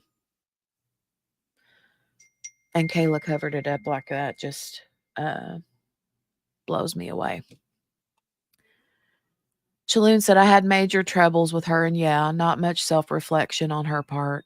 Not yet, anyway. I mean, the only time she would ever get emotional on the stand was when she was talking about how about Adam, and she would like shoot him dirty looks, and it was always during questions about him getting another girlfriend or something stupid. And I'm just like, yeah, she can't see past her. I think she's obsessed with him. And I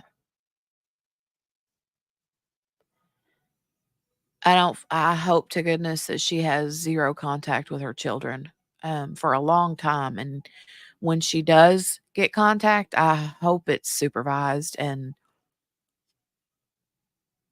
I just can't.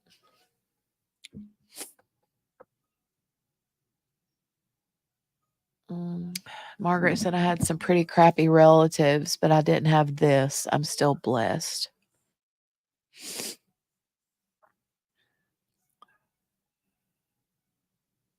Oh, I see somebody walk in front of the camera.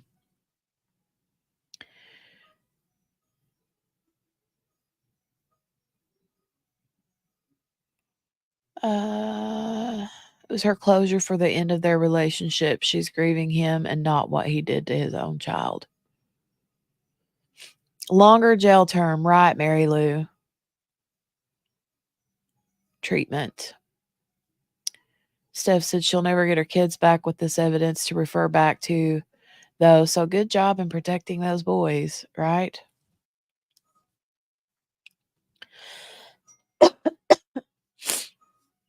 JB says, I gave her grace, but after that and the time apart and the time clean, she has to learn the hard way, apparently.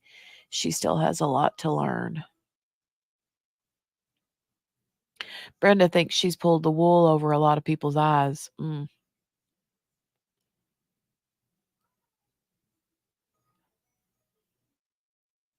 Um,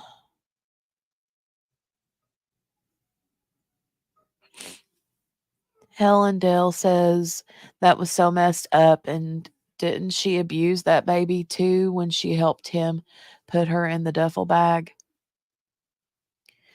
Well, I mean, I guess you could kind of look at it that way. I don't know whether there was ever any proof that Kayla had any did any sort of physical abuse to Harmony. I know people have suspicions, whether or not she did, I don't know. And I don't know that there's any evidence of that. But like you said, the fact that she did help. I mean, she admitted during the trial that she helped him put Harmony in that bag, and she knew what happened, and she saw it, and she was in that house the entire time that he was spending hours and hours in the bathroom trying to dispose of Harmony. That in itself is abuse, in my opinion.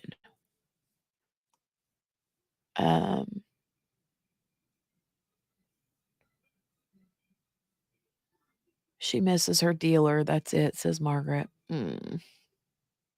Hey, Shiraz. Shiraz says, I just wanted to say, hey, gotta run. I hope you have a good day, Shiraz, and a good evening. Steph says it was all that. Having space from him should be enough to get her head on straight and give her the clarity of exactly how horrible he is, but she hasn't. She hasn't yet. I mean, her whole impact statement was poor, pitiful me. You did me wrong. You did me dirty. I loved you.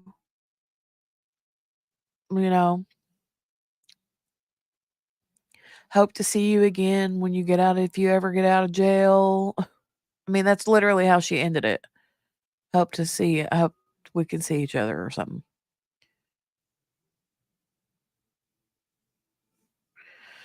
Hey, Joanna.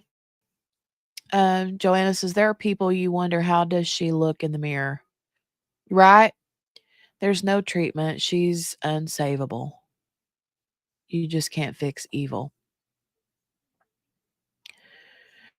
Helen Dale says you could see right through her when it all went down. She has no emotion. She didn't have any emotion at all whatsoever during the trial. As a matter of fact, she was so emotionless, she kept falling asleep or about to fall asleep. No doubt it was, some sort of drug to chill her anxiety out because she was going to be in front of him, which he wasn't even there. So it's not like he was there he was going to make her nervous. But it was just the only time she showed emotion was when she got teary-eyed talking about Adam, but and in a I love him kind of way, or he mistreated me, or he cheated on me.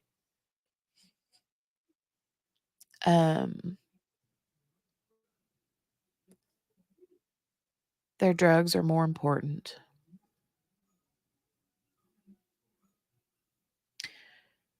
Steph said, I hope she gets a migraine every day for the rest of her life. Joanna says she's an addict. She'll be back in jail in no time. Well, that's kind of my thought when I said, give me some of those sayings. I said that about the past predicts the future, or past whatever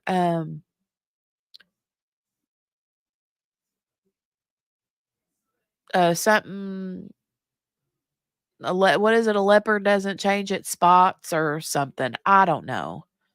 But I do, history repeats itself, that's one for sure. um I just don't I just don't feel like, well, I mean, I can't say feel because I don't know, but I just sort of wonder if, it's a situation where she doesn't learn and she doesn't change and she doesn't get the help or the tools or use the help and the tools that she's given to make the changes, you know? And I just feel like she's going to bounce. And Joanna says, Jenny, say hi. I did say hi, Joanna.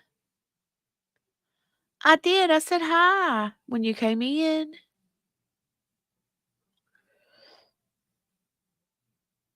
Oh, absolutely, Steph. I don't want to generalize. I'm not saying that at all.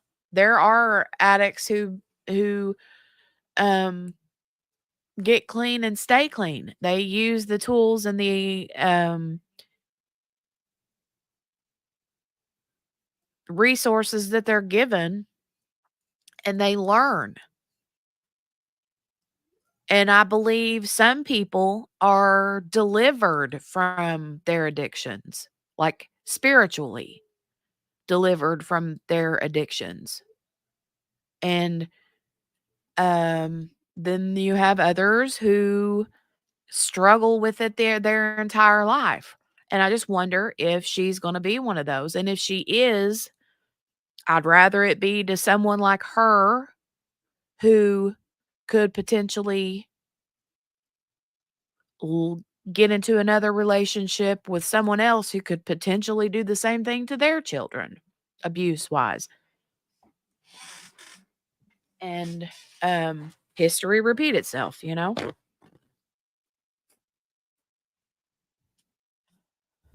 mean, I hope and I pray that she gets out and gets everything is straight and narrow and all the things. I really hope that she does.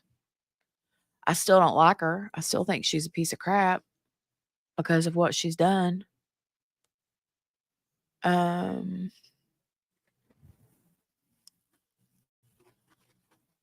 Exactly.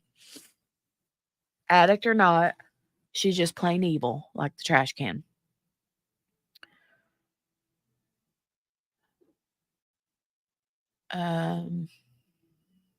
Because to be fair, to be honest, I know people who have, who are really bad addicts, really bad, hardcore drug addicts. And they would still, even at their druggiest moment, never put up with what Kayla allowed to happen in that car, whether it's beating the child to begin with or hiding a body, for God's sake. I mean, no, that no. Mm-mm.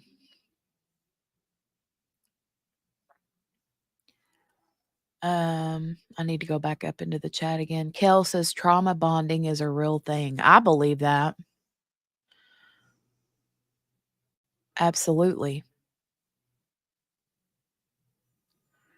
Margaret says she just needs to leave needs to leave and go live a quiet life away. Those that do not learn from the past are doomed to repeat it. Good one, Lee. Good one. Margaret says, right, Steph, some of them do wonderfully well. It's just hard to see past her and her words today and all. I've had many friends who are the cleanest of the clean now, and praise be for that. Right. I know what you're saying. Same, Margaret. JB says they changed the life they had. It has to be a whole life change to turn addiction into a past. Steph said, I just want to make sure no one in chat is feeling some type of way or be driven back into a bad habit because of society throwing addicts away just because they made poor choices at one time. Right. Right, Margaret. We know where you're coming from. Yes.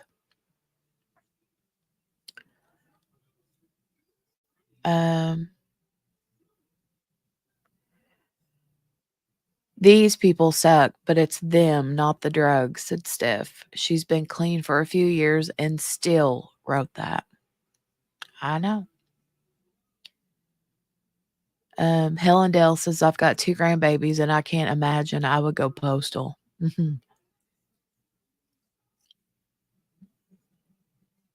Joanna said, it's her nature. She is trouble looking for a location. Oh, wow. Steph, you need an addiction to Imodium? Really? Addictive personalities. Yeah. Morgana said, it's one thing to hurt yourself while in your addiction, but when you hurt a little baby like that or watch someone hurt a little baby, that's pure evil. So here's the thing with someone who's in rock, like they've hit rock bottom in their drug addiction. Like I said, I've seen it, you know.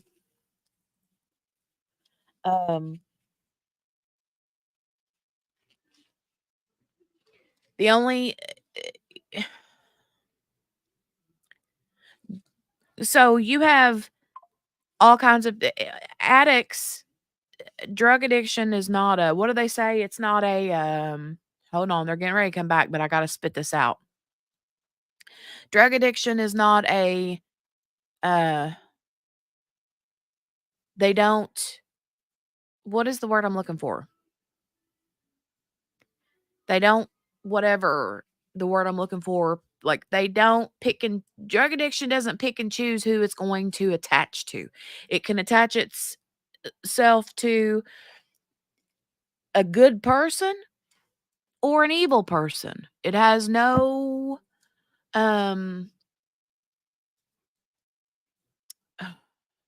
discrimination. Yes.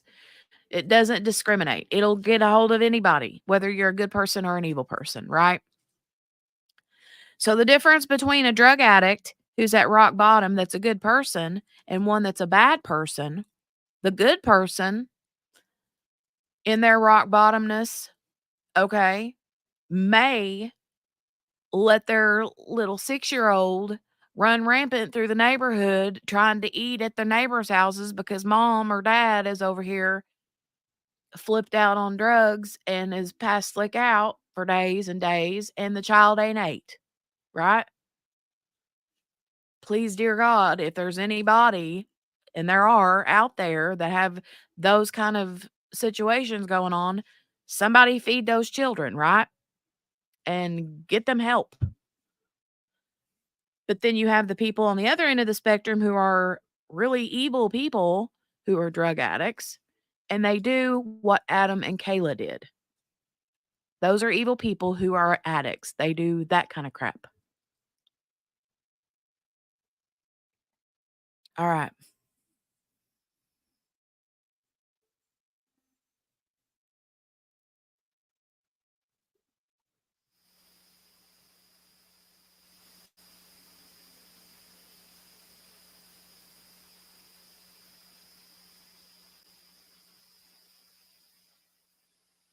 The crimes that you have committed and the harm that you have caused cannot be overstated.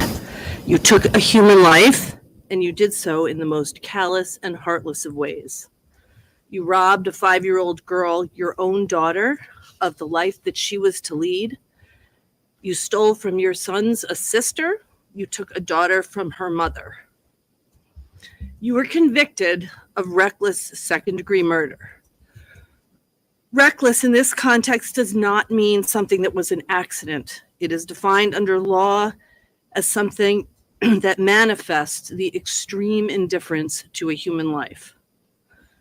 Your extreme indifference to the value of human life is seen in so many of your actions in this case. In 2019, you beat Harmony. In the words of your uncle, her eye was fully black and blue like a raccoon eye, is what he said.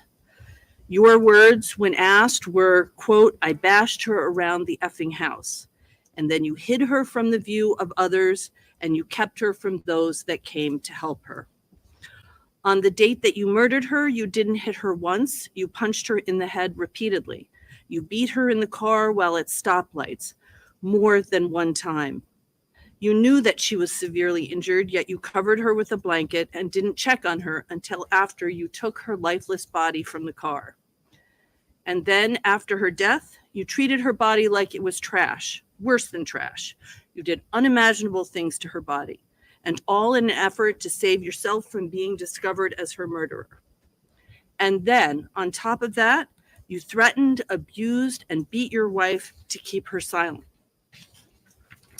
Your criminal history similarly reflects your extreme indifference to the value of human life. Your actions having taken both a physical and emotional toll on so many. In 2008, you were convicted of criminal threatening after pointing a knife at a 15-year-old girl. In 2010, you were convicted of armed robbery and assault and battery with a dangerous weapon in a home invasion incident in which it was reported that you held up a woman at gunpoint, terrorizing her to the point that she lost control of her bodily functions. In 2009, you were convicted of first-degree assault for stabbing another person.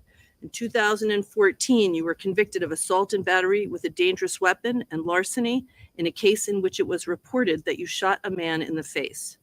In 2019, you were convicted of 2 counts of armed career criminal, 2 counts of theft, and 2 counts of receiving stolen property, all of the charges stemming from the thefts of firearms, guns, exchanges of guns for drugs and money. The court has to consider 3 primary goals of sentencing: punishment, deterrence, and rehabilitation. The focus today is on your convictions in this case: second-degree murder, falsifying physical evidence, witness tampering, abuse of a corpse, and second-degree assault. But the prior convictions are important, and they're important as well as each of them reflects not just your extensive criminal conduct, but each of them represents an opportunity after sentencing for you to have changed the trajectory of your life, to change how you were treating other people. But you were either unwilling or unable to do so. And as a result, at this point, the court has the responsibility to impose a sentence that not only punishes you harshly for the crimes that you have committed, but considers deterrence, that is, how to keep you from hurting others. In light of the egregious nature of the crimes of which you have been convicted in this case, and taking into consideration your extremely violent criminal history, the court finds the only way to do this is to keep you off the streets. To the extent you seek to rehabilitate yourself, that will have to happen behind the prison walls. Harmony was an innocent 5-year-old girl. You treated her in the worst of possible ways, in both her life and in her death. Therefore, the court sentences you as follows. On charge ID 2027112C, the charge of second-degree murder, you are sentenced to the New Hampshire State Prison for not more than life nor less than 45 years. That sentence is stand committed. That sentence is consecutive. All of these sentences, I should say now, are consecutive to each other, as well as consecutive to docket 216-2022 CR 577, which are the sentences that you're currently serving.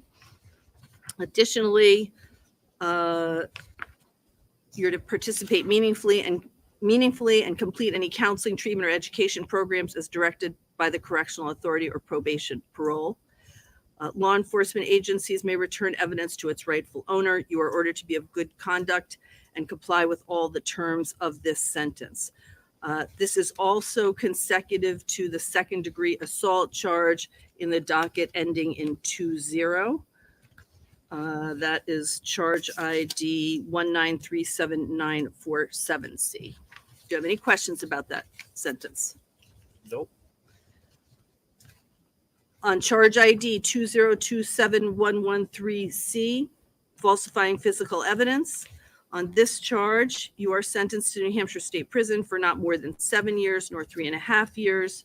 This sentence is stand committed, consecutive to all of the other charges that I'm about to read you, as well as consecutive to the second-degree assault charge and the docket ending in 20 and the sentences that you are presently serving. You do have the obligation, as with the other sentences, to meaningfully participate in programming as directed by the correctional authority or probation. Parole, you're ordered to be of good conduct and comply with all the terms of that sentence. On the charge of tampering with witnesses and informants, you are sentenced to New Hampshire State Prison for not more than 7 years nor less than 3.5 years. Again, this sentence is consecutive to the additional sentences that I've read to you and that I'm reading to you in this case, as well as docket ending in 20 and the sentences that you are presently serving. You have the same obligations for participation in programming, and law enforcement may return evidence to its rightful owner. On the abuse of corpse charge, on this charge, you are sentenced to the maximum penalty of 12 months at the House of Correction. All of this sentence is suspended for 25 years. If it were to be imposed, it would be consecutive to the sentences that I read to you. And on this charge, you will also have the provision of a no contact order, and that is no contact with the Sorey family, the Miller family, and the Rafferty family.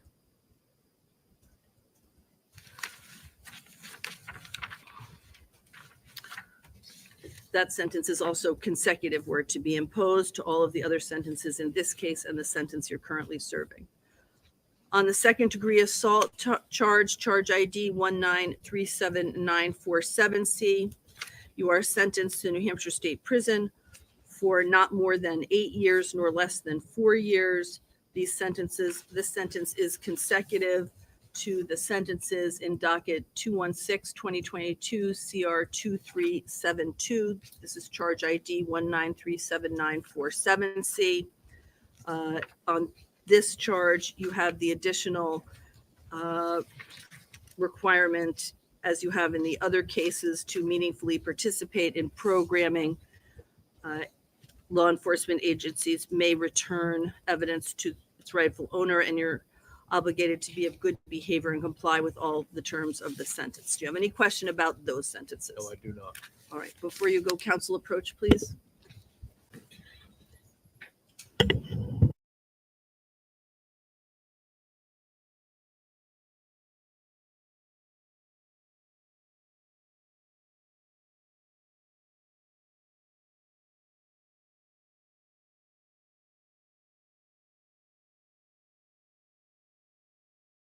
In light of the extended, the sentence,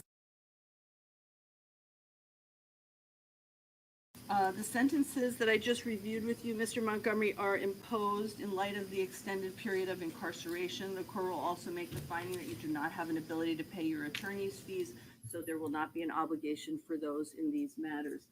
The clerk will now address you regarding sentence review. We're hereby notified that you have the right to apply for review of the state prison sentence imposed on you on May 9th, 2024. The application may be filed within 30 days after the date of the sentence, but not thereafter except for good cause shown. If you file such an application, your sentence will be reviewed by a board of 3 members who will be either judicial referees and/or superior court judges. Review of the sentence may result in a decrease or increase of the minimum or maximum term within the limits fixed by law, or there may be no change in the sentence. A form for making application, if you wish to do so, is set forth below. Mr. Montgomery, this applies for both cases 216-2022 CR 20 and 216-2022 CR 2372. I'll leave those with you. Do you want to sign your name? Yeah.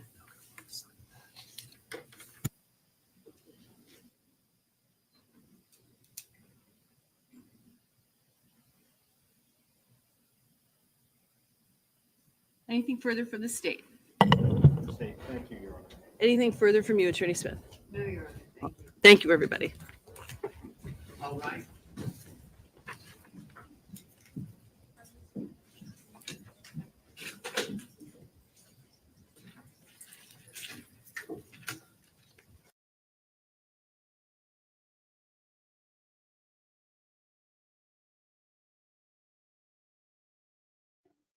I wonder if there's going to be a press conference or anything.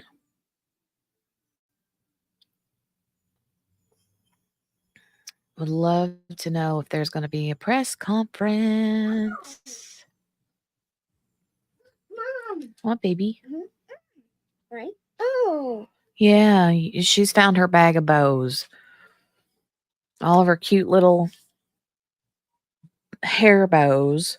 Now she's coming in here every 2 seconds for me to put a new bow in her hair. Why you gotta be so cute, ma'am? Give me the other one and I'll put it on too. Yeah. Why are you so cute? There you go. So pretty. Oh my goodness. All right. I'm wondering if there's going to be a press conference.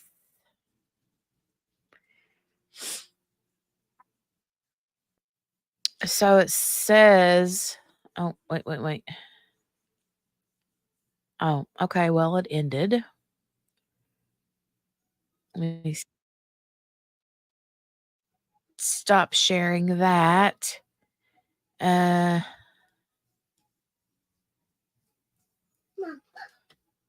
you can't fit all those bows in your hair, baby. Come here. Here, turn around. Mommy will fix it. We'll put this one right up here. And then we'll put this one. This one. What? Is that one pretty? Yeah, it's so pretty. These big old like JoJo Siwa bows and stuff. The big flip. You should see her. You can't even see her head for the bows. Go look in the mirror, baby. All right. Right, Margaret. She's come in several times while this has been playing the stream, and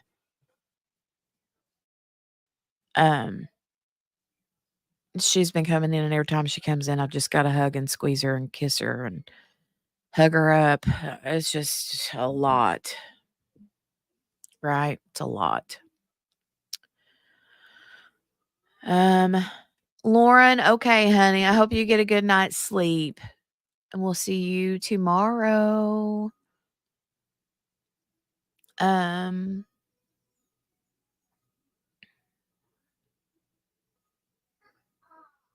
me go back up here in the chat because I missed a lot.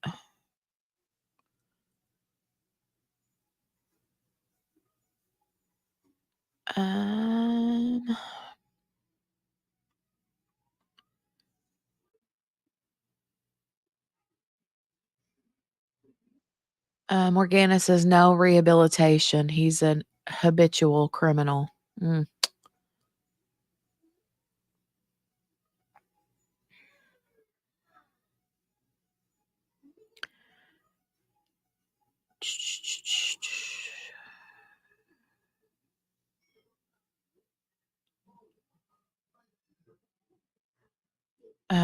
Steph says life, give him life, and then Joanna says and his wife walks. Yep. I mean, the only thing that she really did, I don't want to say the only thing that she really did because it was a big thing, was her testimony basically handed Adam to them on a silver platter. But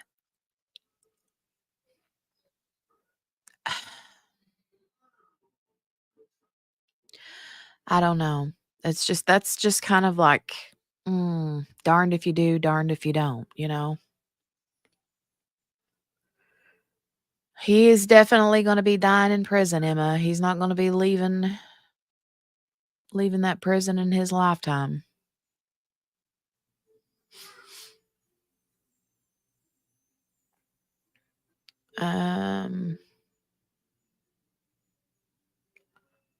You guys talking about Jolie.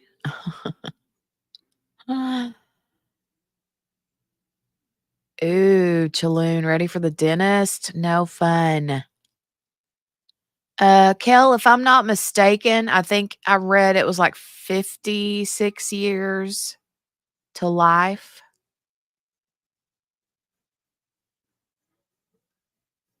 Um,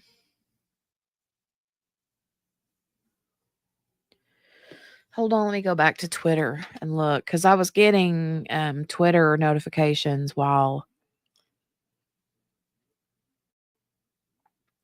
Okay, yeah, this is from Kathy Russin from Law and Crime on Twitter, and she says, Adam Montgomery sentenced to 56 years to life as asked for by the state in the death of his daughter, Harmony Montgomery. So at least 56.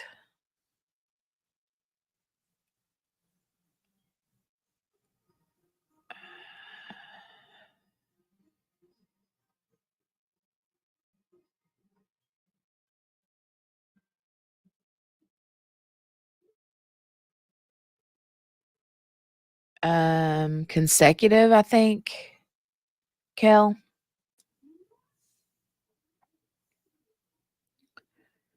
This one says, sentence will run consecutive for other charges he's been found guilty on or pled to. Mm.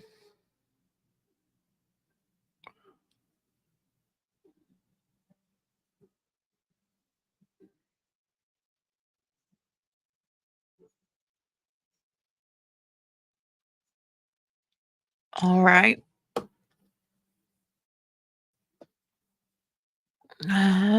Joanna said she did nothing to stop him. 2 wrongs. JB said that isn't counting his previous charges. Nope.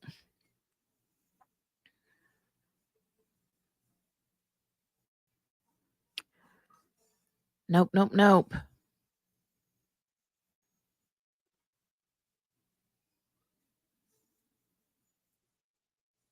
Joanna, what? No.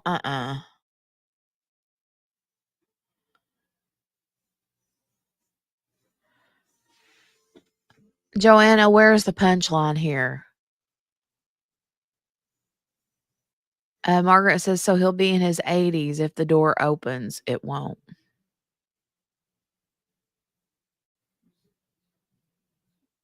No, I mean, he'll have, because he's got his other charges. His previous charges for the previous trial, because he had a whole slew of charges on the. Yeah, he apparently had shot someone in the face.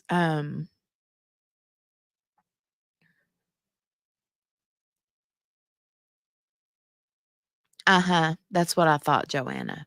She says we now have separate dressers. Ha ha. Gotcha. I was gonna say, I know better. I know better.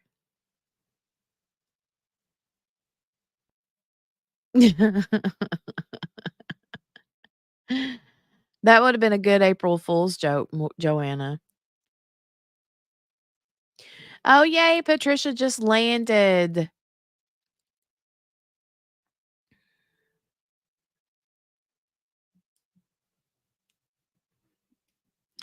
JB, maybe you can help us out because I'm not sure. The 57,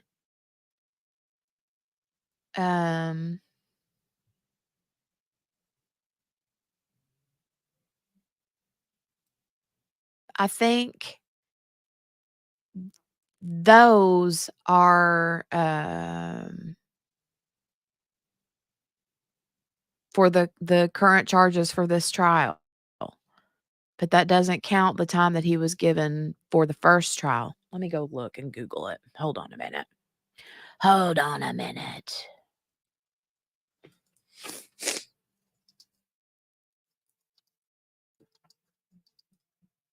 Um,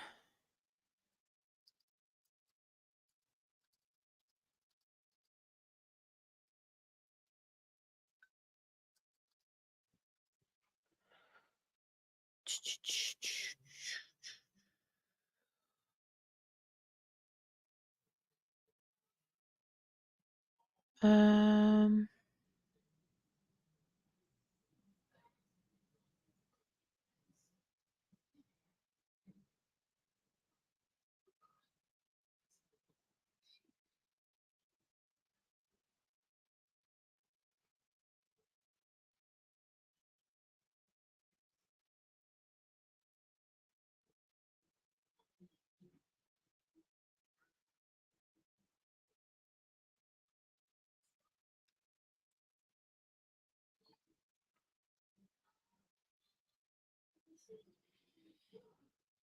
let's see.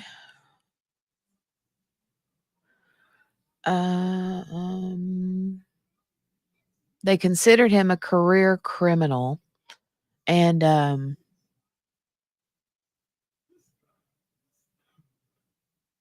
minimum 10 to 20 years in prison for his offenses. So I'm assuming how it works is they tack all that on to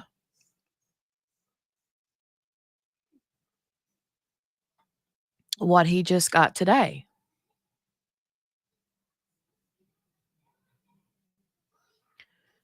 Um,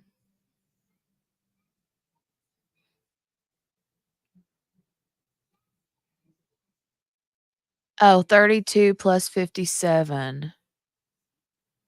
He has 32 years. Okay, Kel. Okay. So that's what you were talking about then. When you said 32 plus 57, I thought you meant that he was 32 years old and that he would spend 57 years minimum in prison. So he'd be 89 years old when he got out. I thought that's what you were trying to say. But you meant that he has 32 years for the gun charges and then 57 years for Harmony. Or 56. I think it was 56 to life. So he has 89 years to serve. Minimum. So yeah, he'll be 111 years old before he ever got out of prison. So yeah, the way I read that was totally, Kel, that he was like 32 years old and was going to do 57 years, so he'd be 89 when he got out. That's how I read that. Yeah.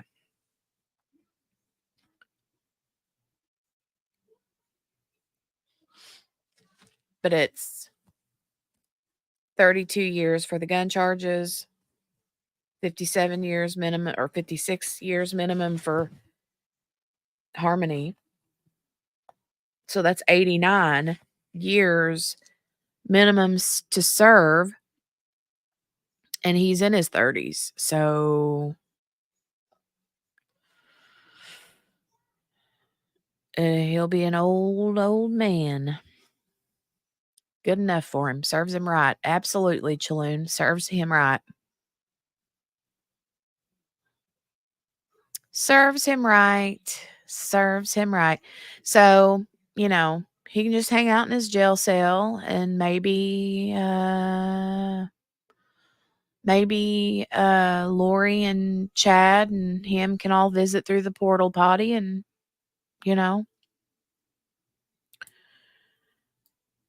do what people do who do those kinds of things to children. I don't know. I don't know what you're going to do, but good, long, endless days. Yep.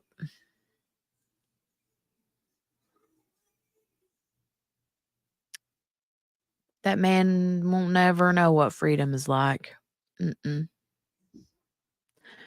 Well, you guys, let's see. What do we want to do? Do we want to, it is, do we want to,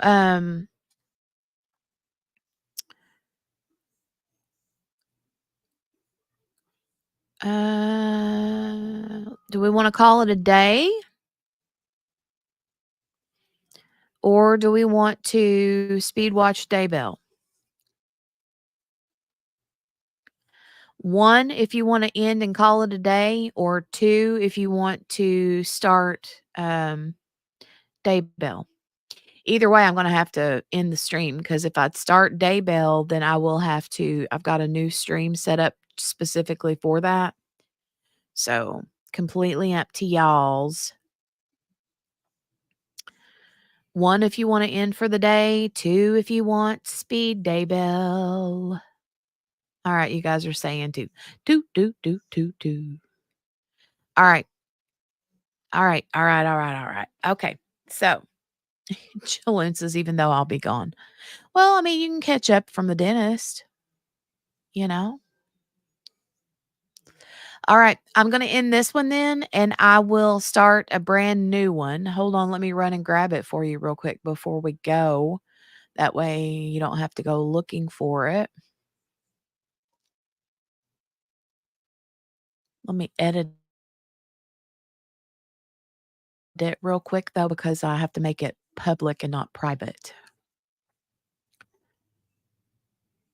I've got on there days 18 and 19 speed watch, but at this late in the game, I don't think we're going to be able to get into day 19. So it'll probably be just day 18. But we'll see. You never know. Public, and let me set the time for 3:25 p.m., which is in like 3 minutes. Save. All right, now let me click it and open it so that I can send you guys the link to head over and watch. Copy.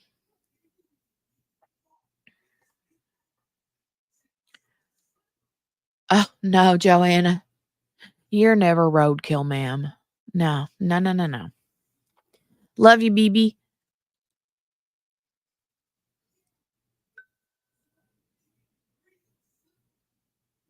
All right, here's the Daybell speed watch.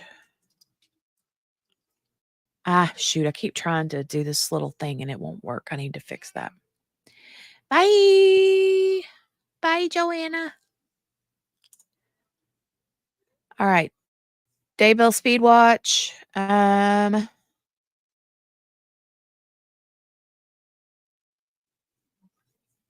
see.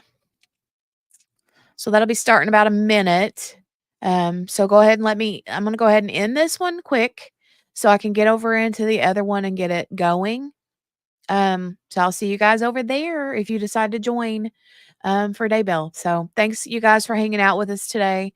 I know this was hard and heavy the last couple hours. So I love y'all and I'll see you over there. Make sure to thumbs up, subscribe, comment, #replay, all those things. Bye.